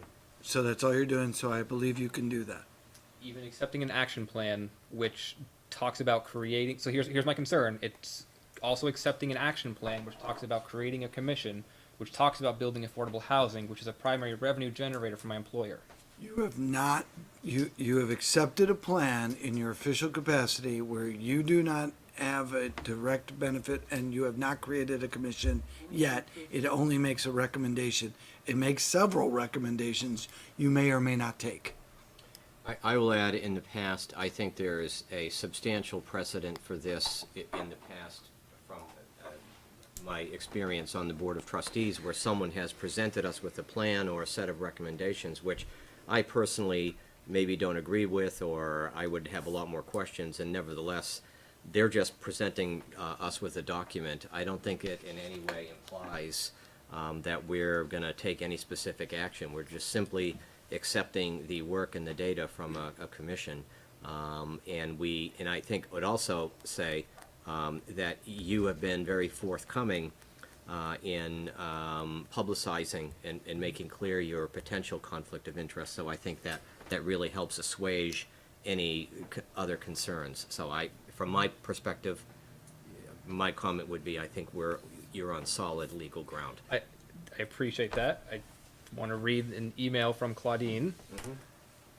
Village attorney. Our village attorney, thank you for clarifying that. When it comes to that item, Andrew should announce his conflict and recuse himself. No vote on that item should be taken. No action until there is a quorum. However, I think that the position can be taken that the meeting may continue and the other trustees not present can review the video of the meeting and vote at the next meeting, where there would be quorum on this topic. So personally, I don't want to vote on this. I appreciate it, George. No problem. Ethically, I don't feel it's okay. So the other thing we can do, the other thing is at the next village board meeting, we'll put this on the agenda for acceptance, and we'll do it at that time. Thank you. And we will admonish the other 2 trustees who were not here tonight. Yes, definitely. And so seeing as there is a motion on the table, seeing as there is a motion. So I think what we could do is withdraw and I'll or withdraw take. my motion. Second. That was my motion. Yeah. I'll withdraw my motion. It was your motion, sorry. So, I would second. Wait, was there any further comment from the audience? Lori? Say one thing, Lori Houghton, really weird being on this side. But I just wanted to say in regards to the federal vouchers issue, because of the push from VHFA and other housing agencies within The state, in the state budget this year, we've put specific language that we must figure out what is available and how we can best use all of the money available to the state. So I just wanted to throw that out so everyone knew where that stood. Thank you, Lori. Andy? Sorry, just one other comment. I should have brought this up before we voted on it, but it looks like Appendix B and C are missing. Okay. They're blank pages with just headings on them. There are other attachments. It's important information. Oh, or is it the other things that are attached? Yeah. Okay. Okay. I'd put those in there so that we wouldn't forget them, and when they print out, you can just put them in there. All right, I'm good then. Thanks for Okay. clarification. All right, so we're gonna move on to item 5G, which is the Essex Community Enhanced Energy Plan. And we have another presentation for that. So thank you so much for your patience and waiting so long to speak. You can sit here. Musical chairs here. And thanks for letting us take up so much of your evening. No one's gonna keep me company? I'll be here. Oh, okay. I'm right here. Just kidding. Gotcha. Oh, okay. If you need it. Greg, are you able to put up the? Oh, yeah, you have the PowerPoint, don't you? Yes, it's a PDF. Yeah, that's it. Okay. Thank you for making time on your agenda. I'm Melanie Deedle. I'm a senior planner at the Chittenden County Regional Planning Commission. I will give you an overview of the Essex Community Enhanced Energy Plan. Just like the housing plan that Darren and Robin presented, this is also a joint plan that encompasses both the village and the town. So for the purpose of this presentation, I will refer to both entities as the Essex community. Next slide, please. Because we can't. Greg, can you? I think, yeah. You have to point a laser at him. Yeah. Fried my brain. So, in terms of acknowledgements, this was very much a joint effort on both the town and the village. Darren was instrumental in writing some of the content. The Energy Committee extensively reviewed the document. Both planning commissions have talked about the Enhanced Energy Plan and reviewed the document. Both, I think, held 2 meetings each, so a total of 4 meetings. I'll also give you just some overview plan highlights, talk about some 2 additional comments that need to be addressed, and then, we can have a discussion. Greg, next slide. Nope. Scroll up, please. Thank you. So as I mentioned, it's one plan for the Essex community. A bit of background about enhanced energy planning is in 2016, the legislature enacted Act 174, which gives municipalities greater weight and greater say in the Section 248 process. That is the process for permitting renewable energy facilities at the state level. The way the municipality has a greater say in the 248 process is through enhanced energy planning. So that's following a set of Department of Public Service requirements regarding where energy generation is encouraged, where it's discouraged, a set of analysis and renewable energy targets, and also analysis on what the future will be for heating, electricity, and transportation. So long as a municipality does those items and meets the Department of Public Service objectives, the Regional Planning Commission, now that we have an enhanced regional plan, can review a municipal plan for determination of energy compliance. Just in terms of status, currently there's 5 municipalities in Chittenden County that have an enhanced energy plan. So that's Burlington, Colchester, Richmond, Shelburne, Winooski, and Charlotte is currently in their select board hearing process for their enhanced energy plan. And this work is provided support from the Department of Public Service through technical assistance from the Regional Planning Commission. Next slide, please. So, enhanced energy planning at the town level is essentially advancing Vermont's energy goals. So, both the 2016 energy, the comprehensive energy plan, and in statute there are energy goals related to heating, electricity, and transportation, and also efficiency. So, reducing our energy consumption by 1/3 by 2050, obtaining renewable energy from 90% by 2050, weatherizing our housing stock, and reducing greenhouse gas emissions below 1990 levels by 2050. Next slide. So in terms of where Vermont is now, we look at it from a total energy perspective. So that includes thermal, so how we're heating our buildings, transportation, what kind of fuel we are putting in our vehicles, and electricity. What is the source energy for generating electricity? So as of 2017, from the Energy Action Network annual report, total energy, including transportation, was 20% renewable. When you take that out, when you take transportation out of that equation, the renewability is a lot higher. For example, when you're just looking at electricity, it's about 43% renewable as of 2017. The thermal sector is about 20% renewable. That's largely because of biomass. Transportation is about 5% renewable, attributed to electric vehicles. Next slide. So in terms of what actions the Enhanced Energy Plan is proposing, they're broken up into 4 categories: land use, thermal and electric efficiency, transportation energy demand, and renewable energy generation siting. So to just give you an example of a land use implementation action is mostly actions related to the zoning regulations, the land development code, depending upon which entity you're discussing. So a land use action would be considering the stretch code for renovations or new development, similar to what's required for Act 250 development. For the thermal and electric efficiency, this is essentially the municipalities leading by example and educating residents and businesses on cold climate heat pumps, weatherization programs offered from Efficiency Vermont, and also looking at town and villages, the facilities and infrastructure. I know that both entities have done some work on that front.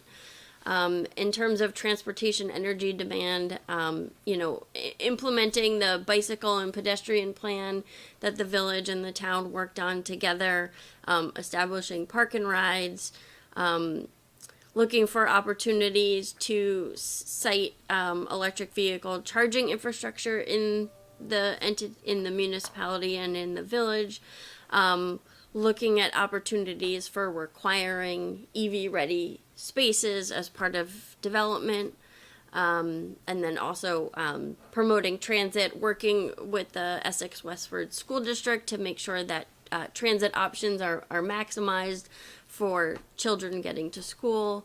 And then lastly, renewable energy generation siting. So that's looking at where renewable energy generation can happen in conjunction with local land use goals and sort of balancing those 2 priorities. Next slide. So in terms of the target and analysis information that's available for the Essex community and what the Essex community could do to advance the energy goals of Vermont are switching 89% of light-duty vehicles to electric vehicles, using heat pumps in 38% of businesses, 60% of homes, 14% of homes using wood heat, 98% of homes and businesses increasing their electric efficiency, and supporting the location of renewable energy generation in the Essex community. These analysis targets were developed by the Vermont Energy Investment Corporation. We worked with them to run a long-range energy accounting planning tool that just gives you a sense of what the trajectory is over time and what one scenario could be if or when the energy goals are realized. So it's not to say that this is going to happen. This is just an example of what the future might look like when the goals are achieved. Next slide. So I just want to stop here because I know that you are pressed for time. And so that was a flavor overview, sort of executive summary of the concepts that are in the plan. So I can go on into further detail. The next set of slides kind of gets into the weeds about siting and how the CCRPC methodology works to identify areas that are good for solar and good for wind, and what are some of the constraints, and how the local land use policies could get applied. So I can go into more detail on that if you want, or. I think at this point, a lot of our energy committee members, including the chair, are not here.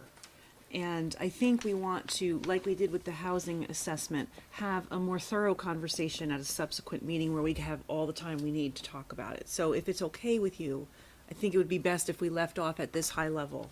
Okay, And yeah. give us also a chance to finish reading the report, because we had a lot of reading for this packet. So would that be all right? And it's imposing upon you and your time, and I apologize for that. That is okay with. So are you asking me to come back to an additional meeting? Well, Darren, I'm not sure. How would you like to handle that if we put it on another agenda? Is this a conversation that you and Sharon and Robin and Dana might be able to take care of? Or I think potentially, if you want to really get into the details of how the calculations were done, how the analysis was done, that would definitely be something we'd want Melanie here for. But if you want to just talk policies and what actions we want to take and what the maps look like and where we want to have that energy generation, we might be able to do that without Melanie. But you're more than welcome. Yeah, to come. and I'm happy to come back too. We would be happy to yeah, have you. and I just want to also just give you some information about process. So, the village is considering their 2019 draft comprehensive plan. The planning commission is going to consider a vote for it to be sent to the trustees next week, and so this is an appendix that the energy plan is an appendix to the comprehensive plan, and so the goal is to consider the plan for adoption in August. So I just want you both the trustees and the select board to be mindful of that, because this is a joint plan, and so the hope is to have the energy plan to be as set as possible to potentially meet the village's schedule. We're going to accept this plan this evening, and then at a subsequent meeting we will approve it. So I'm hopeful we'll be able to accomplish that before it gets to the point where it has to be incorporated in the comprehensive plan. Just a quick question on the terms of process. I see that the recommendation here just does not include a recommendation from the trustees to even accept this plan. Is that intentional, or is that just? That was intentional, yeah. And that's differing processes to some extent. The select board would accept the plan and then adopt it at a future date. The trustees, they're going to see it as part of the comprehensive plan, so felt like the deed to accept wasn't necessarily required. I don't think it's going to hurt if you wanted to accept it now and then adopt it later on, but it was intentional to do it that way. This is going to go to the village planning commission, correct? Is the planning commission going to have an opportunity to amend this plan if they decide to do it, or do they have to just either accept it or reject it? Well, they've been working on it for quite a long time. They're not saying it's the first time they've been working on it for quite a long time. So you think they're done? Okay. I wanted to know. I wanted to know what since you said next step going to the village. Cover any more bases. Just to be clear, I think in the select board process, and I'm not familiar with the trustees process, you can still make changes to the plan after you accept it before you adopt it. Okay. So, and adoption would hopefully be in August, roughly in line with when the village would adopt the comprehensive plan for the select board as well. Yeah, so in terms of the process, the trustees are having their first public hearing on July 23rd. So if there are comments, it would be great to get them by that date. And I just wanted to add one last thing. Thank you for your time.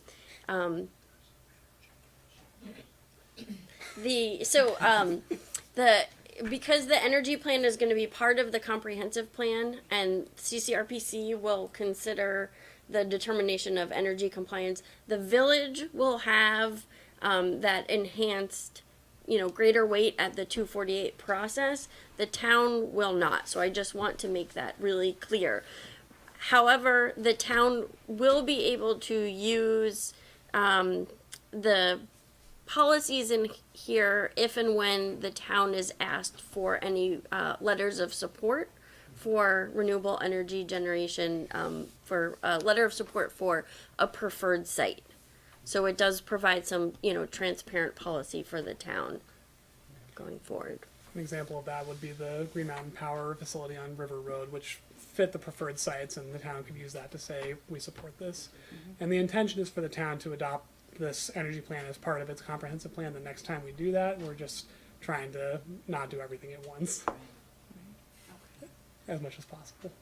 Yeah, there are some Energy Commission members in the audience.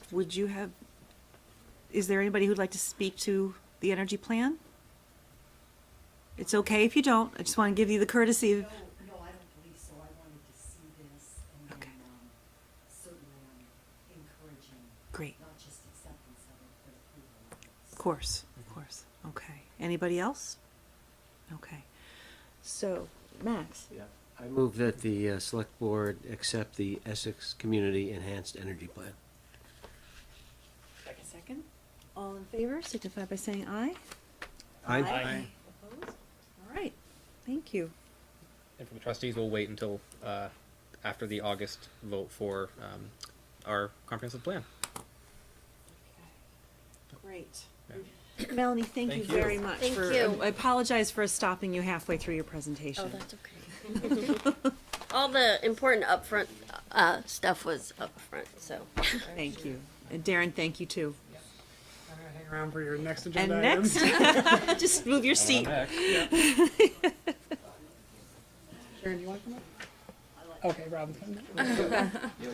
Pass the torch. Yep. I'm gonna go back up to 5E for an update on development fees.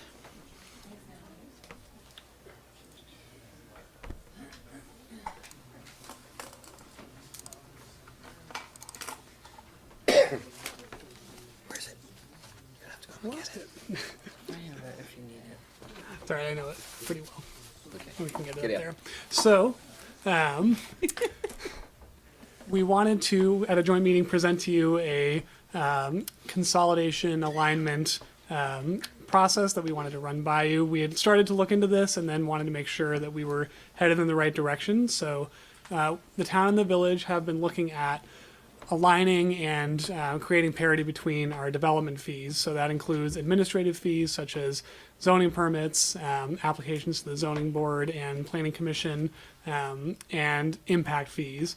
Those are three different categories, three fairly different types of fees, but one thing we run into a lot is that people come into the town office looking for village-related permits and information, and vice versa for the village. So we wanted to try and keep things a little simpler for the public and also for staff. And it might also allow us to capture a little more value from those permits for our municipal budgeting, because we've seen, compared to some other communities, we're actually a little behind the curve, at least in the town. The village updated its fees relatively recently, but the towns haven't been updated since 2006, I believe. So we wanted to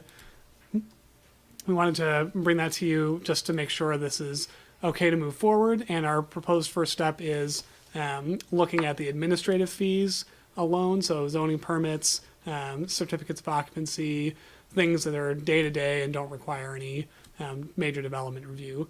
And later on, through the consolidation and merger process, we'd also recommend looking at impact fees, which would have to be done anyway, but just wanted to bring it to your attention now as one of the factors that you'd have to consider. So with that, we'll let you ask questions. I'm sorry, I feel like I'm being grumpy tonight. But I have a bunch of questions. And for my first, right off the top, is that we've just seen two different presentations on the housing, affordable housing, and on energy, and how application fees and these kinds of fees, communities can use these kinds of things to kind of achieve development goals. Both, interestingly enough, coincidentally enough, both of them mention that.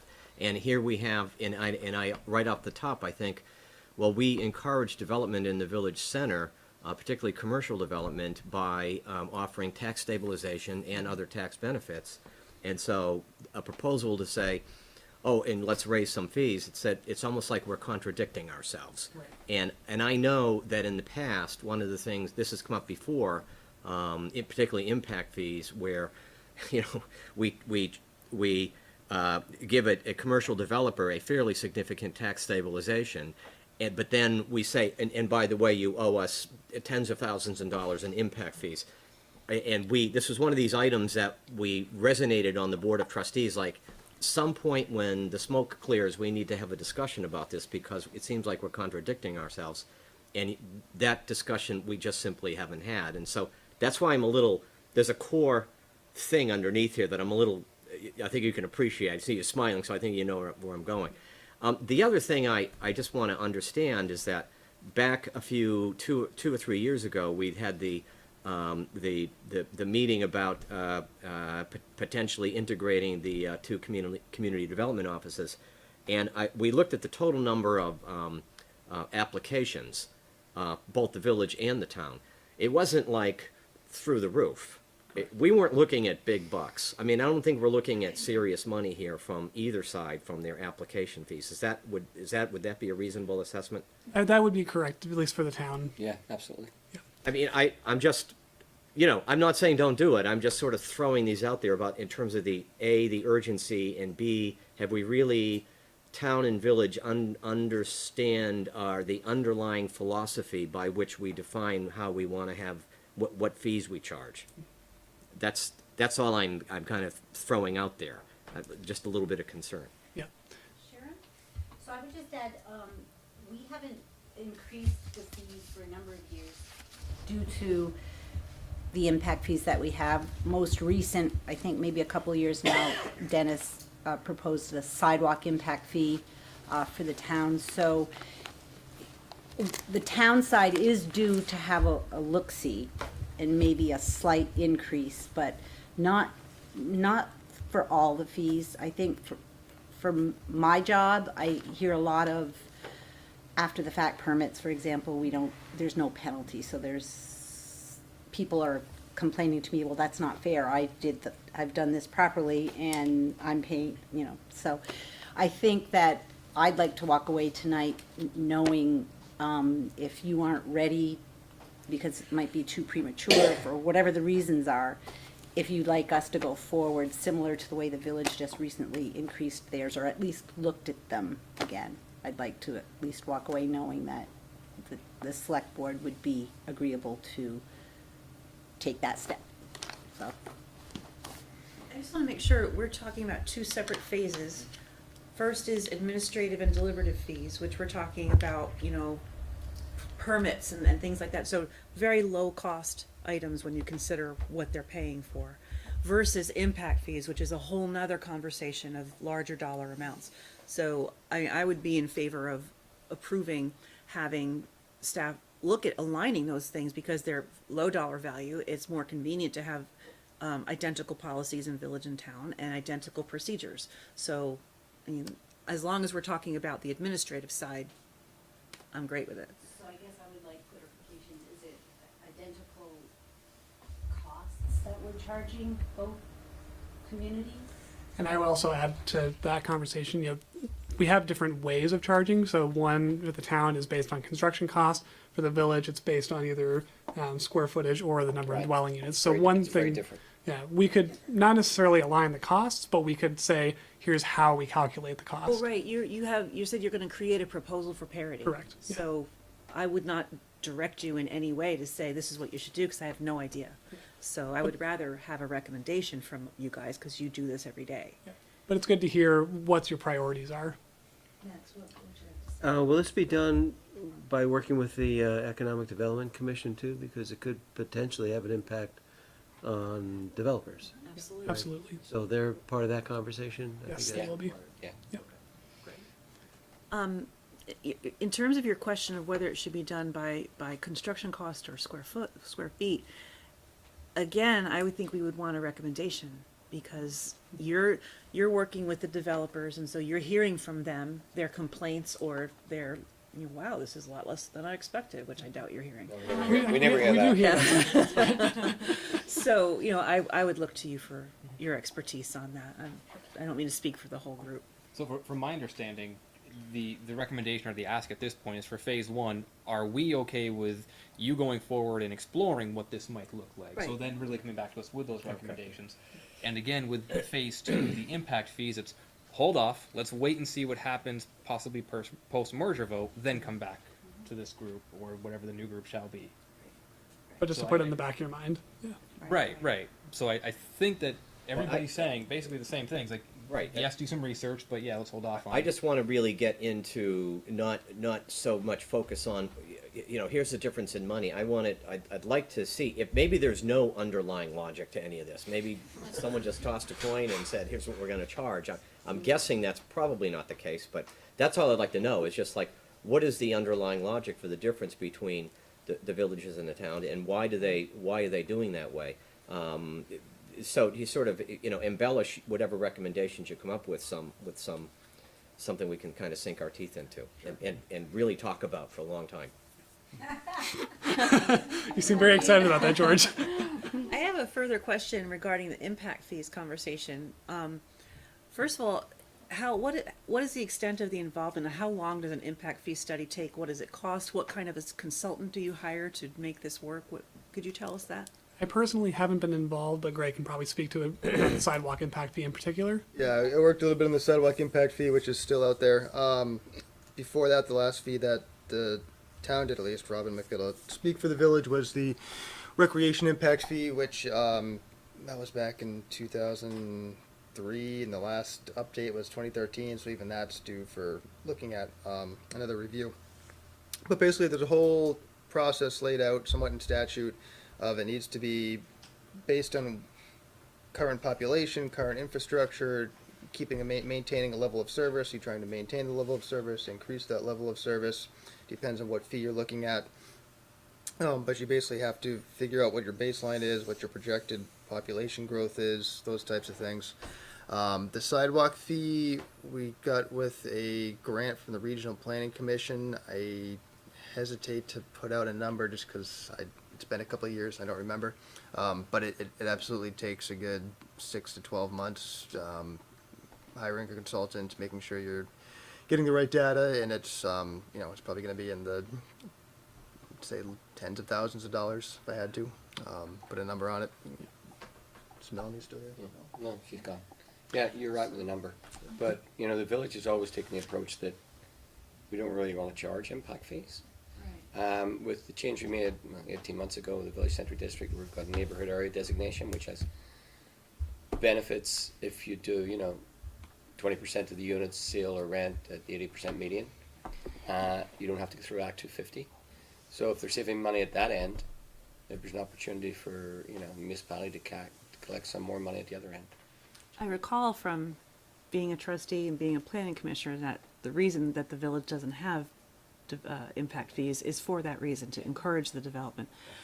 But if the logic behind impact fees is to recoup the cost of the increased use of the infrastructure, and on the town side, I don't remember the dollar amount, but we have a substantial amount of capital funds that are raised through development impact fees, and I believe they are earmarked for particular projects. Is that correct? So an example of that would be a lot of the water and sewer connection fees have been going into a pot that's now being used to upgrade those service lines in the town center. Right.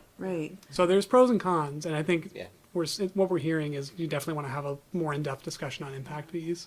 Because if we're like, if we delay the conversation on impact fees until after we have a decision on consolidation, but that says to me the timing might not be right there, because what if we need to have that conversation sooner when we talk about capital budgeting as a single unified entity?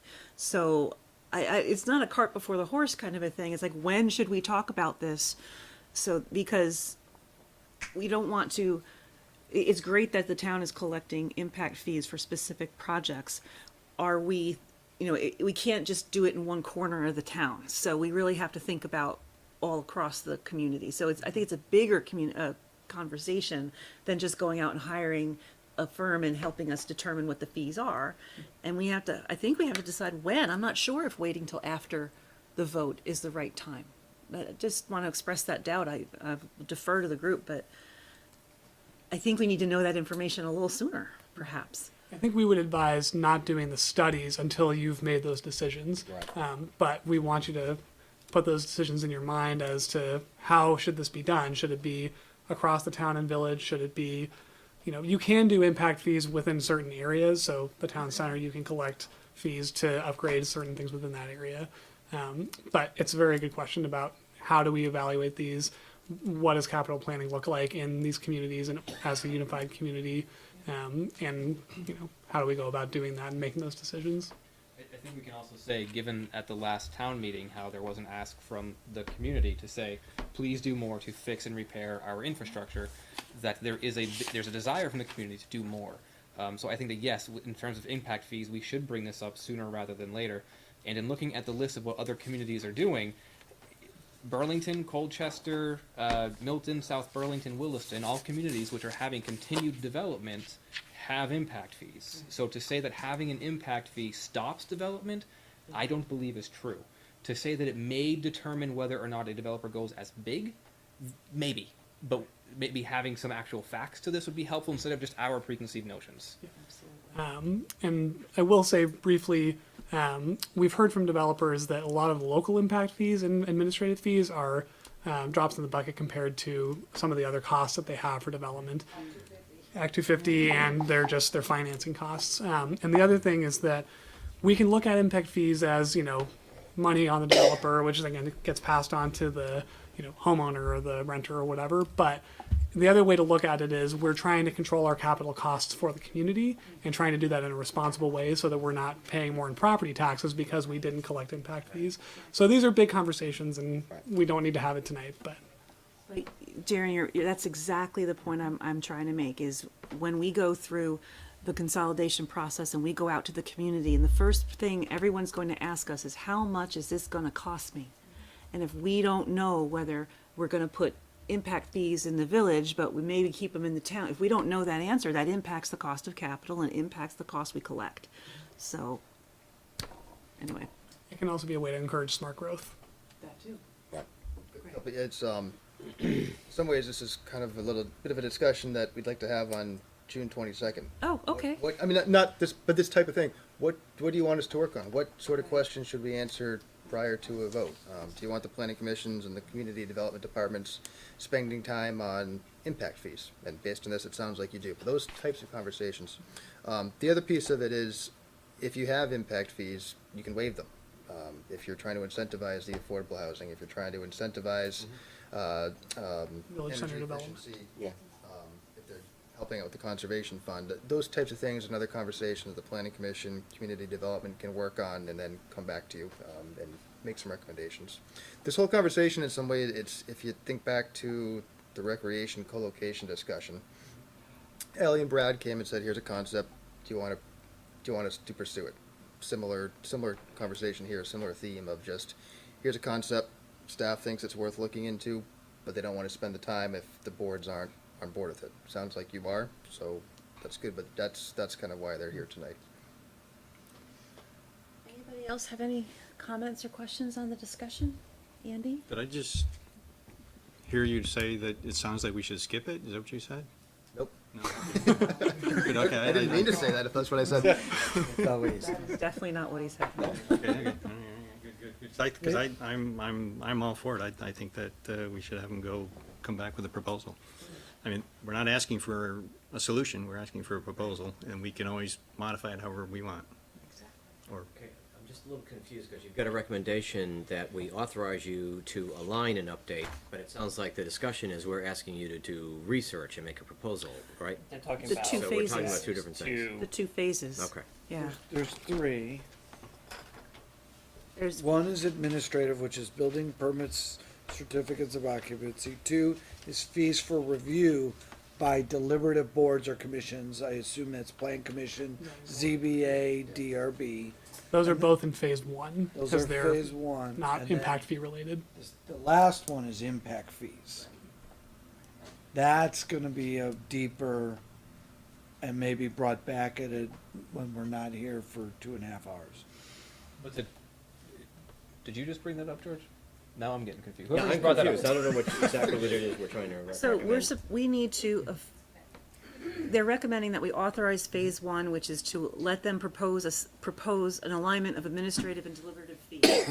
To propose alignment, this says to align, so I'm hung okay, up on, We need to reword are we sending them off to make a decision and boom, they're gonna do it? Or we sending them off to come back to us with a recommendation? That's what I'm trying to Got get it, clear. thank you. Yeah, we I can, don't know. So above the recommendation, it says, community development departments would create a proposal for parity between the two fee schedules, which would be considered by the two bodies. But then in the recommendation, it says to authorize them to Right. do the alignment. Right, So exactly. we need to, That's that's all why I'm right. We just need to be confused. clear that we're asking you to do a proposal of aligned Gotcha. deliberative and administrative Yeah, fees. that's my confusion, see. good catch. Thanks, George. And then just furthermore on that, though, the conversation we just had about phase two, the recommendation is about the board's postponing phase two impact fee alignment.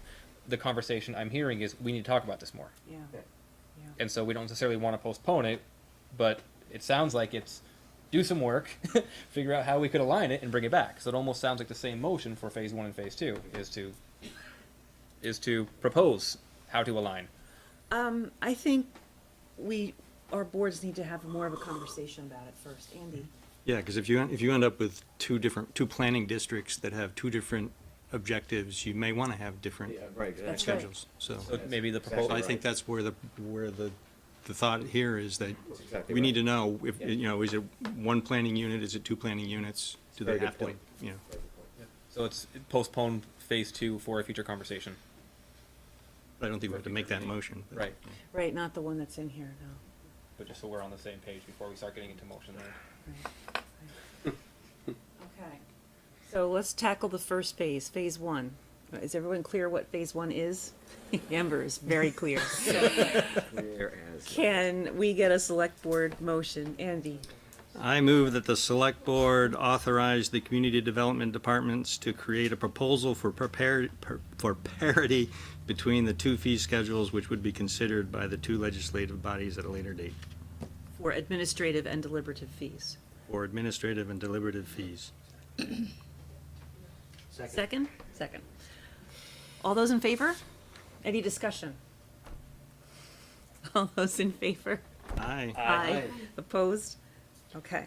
Would anyone from the trustees like to make the same motion that Andy just made? I would like to make a similar motion, but can I have, would it be okay, would it offend people if I have a slightly different wording? And I'm not trying to get into an essay contest here. See how it goes. Okay, but I would like to maybe get a little bit, I'd like to make a motion that the trustees authorize staff to jointly study and elaborate the goals of administrative and deliberative fees between the village and the town. Does that make sense to you? Yeah, I like that personally. Can you say that again, please? Okay, I would like to I will move that the trustees authorize staff to jointly study and elaborate the goals of administrative and deliberative fees between the village and the town. Is it the goals of them, or is it to say, the goals should be determined by us, right?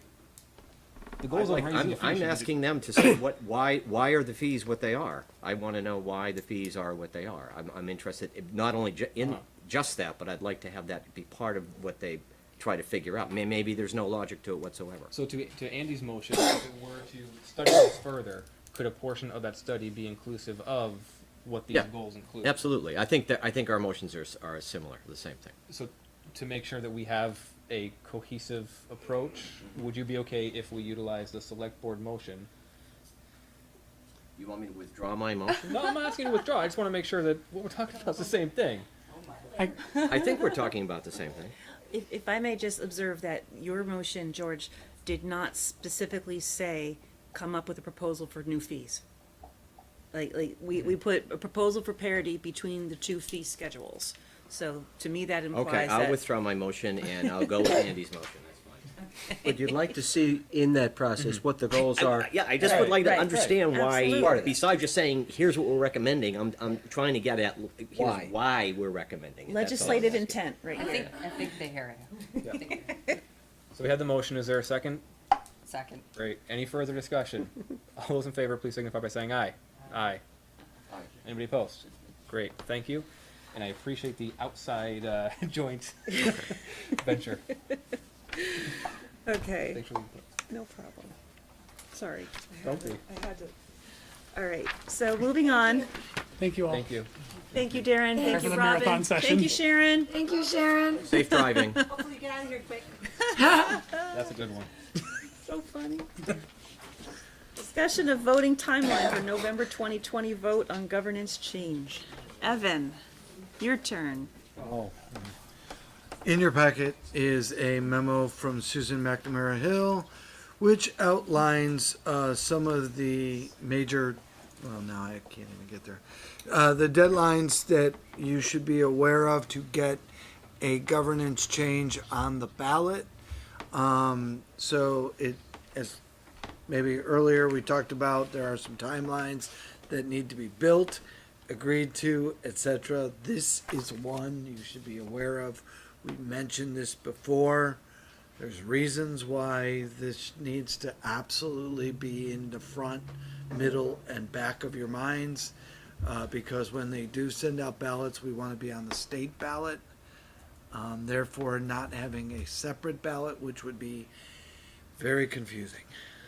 So it's just to say to put it out there.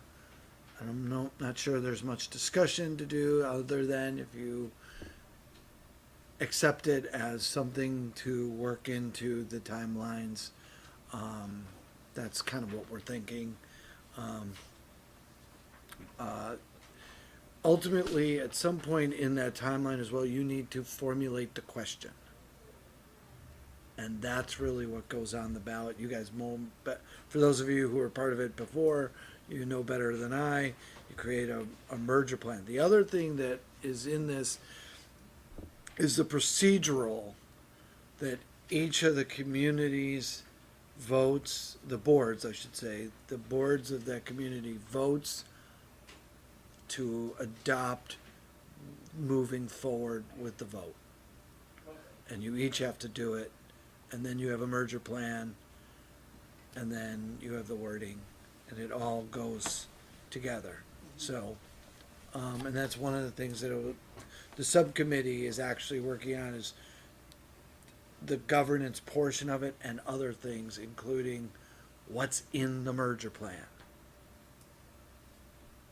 How are we going to do it, and over what time period, and what's it going to look like? That's in the merger plan. So we have time for that, but just kind of working back from the date of August, making sure we know what dates we have to get things done by. Can I ask a quick question about the highlighted line on this? Susan indicates that the first public hearing in the town is October 12th, 2020, and it's a town holiday. Does it have to be October 12th? Could it be October, 11th or 14th? Can we look at not doing it on a holiday? We certainly can look at what the statutory requirements. Right. All the other dates have to change. There's some calendar math in there, yeah. But doing it on, it's now our Indigenous Peoples' Day, so it's a 3-day weekend, and we'll miss some voters, and, We will have to talk to her about. I think you definitely could. Her note right above that says each has to have their first public hearing at least 2 weeks before the second public hearing. Right. She suggested 2 separate days, so you could probably do it on the same date at different times. Right. I appreciate having this in front of us. Yeah, it's a huge help. Yep. No pressure at all. Max and Andy. Max? So, yeah, this is a great timeline, and it starts August 21st, 2020, this piece of it, right? So, George alluded to the subcommittee having a timeline. I mean, we need to really flesh that out and have it go from today to August 2020, so that it's real clear that we're on the glide path to get there, and so everybody knows, you know, what we're marching to. Yeah, as I recall, what we said before is that we needed to have a fairly coherent plan for what we want to do by the end of this calendar year, so that we can take advantage of the annual meeting cycle in March and April, to get, you know, to sort of polish things up. Right. That's, I think we all said that before. Yep. Didn't, or maybe I'm No, getting it you're- wrong. Andy? So, above the line that says, below is the schedule that would need to be followed for merger vote on November 3rd, there's a statement that says that both the town and the village need to vote on this. Having read through all of the merger plans that I could find, the merger plans themselves can define who votes. So, I think we need to, I'm not sure that statement is necessarily concrete. I know at least the village of Proctor, when it merged with the town of Proctor, the town, the village, and the town outside the village all had the opportunity to vote, so there were 3 votes. And so, along with the legislature voting for it, of course. And so I think, I just want to be careful that language says that's the way it needs to be done, but I'm not sure that's necessarily completely accurate. And I think we should potentially add that to the Dan Richardson question. I know that, you know, Proctor did it that way, so there's precedence if we feel that it's appropriate to do it that way as well. I'm not saying we need to have that discussion now. I'm just saying that statement in there. We've sometimes gotten in trouble, you know, in the governance thing, we got in trouble by saying something was a fact and then finding out later that it wasn't. I'm just trying to be careful around that statement, that I think we get to define in the merger plan who votes, at least based on precedents, what I've seen.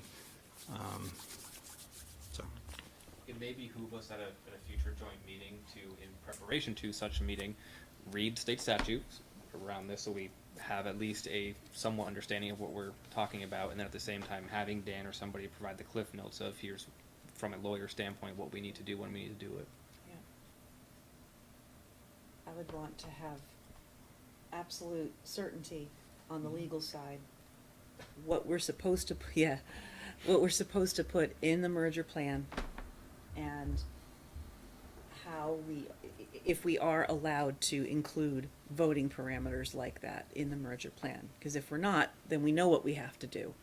But if we are, it is worth exploring different ways to ensure the fullest participation we can get.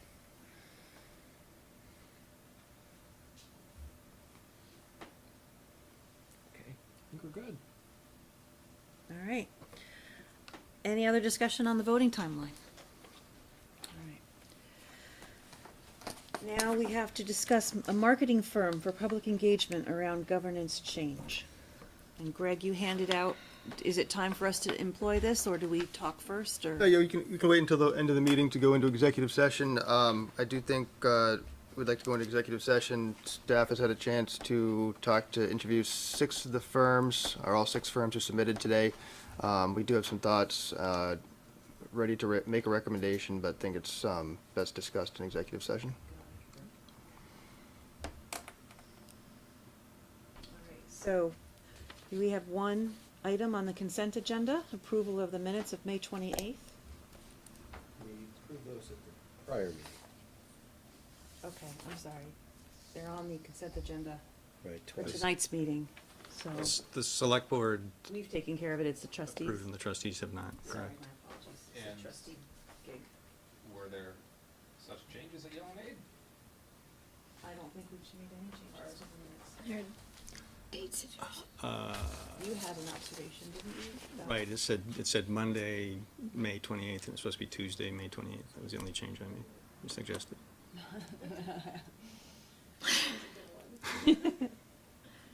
Okay. So is there a motion from the trustees to approve the consent agenda as with suggested change by Andy? So moved. Any further discussion? All those in favor, please signify by saying aye. Aye. Anybody opposed? Great, thank you. Any comments on the reading file? Hearing none. Andy? There was an awful lot of reading in this package. It's had bigger. Would have been very nice to get some of it as a reading file earlier on, please. Thank you. Well, with those two big ones, the energy and the housing, I mean, we're gonna see those again when we go to adopt it, so I kinda saw this as almost a reading file. Yeah, but it'll be on the consent agenda, we want to talk, right? I mean, that's our, that's our, That's the standard procedure. that's. You were I would asking for say- more substantive discussion, right? Right, it's- so It's gonna be on the agenda. When it's on another, I'm hoping it'll be on, if not the next joint meeting, the one after that. And would you please put those two reports back in our packet when it comes time for that agenda item so that we have them in front of us? Yeah, I think we, recognize that these are gonna take more discussion than something you've already workshopped and worked out and tweaked, and this will go on business, yeah. At the same time, I would also just echo that if I'm being asked to accept a report, I like to read it. Even if it's 100 pages, I still like to read it before I accept it. All right, we have accomplished our agenda with the exception of the executive session. So, anybody else have any other comments on items on the agenda? See Andy? Okay. Andy, were you ready to make a Oh. motion? Go for it. I move that the select board make the specific finding that premature general public knowledge of the town's position concerning the proposed contract discussion place the town, I'm just reading, at a substantial disadvantage. Second? All in favor? Aye. Aye. And we have a subsequent motion? I move that the select board enter into executive session to discuss contracts pursuant to 1 VSA 313A1A to include the select board and trustees, unified manager, deputy manager, and finance director / assistant village manager.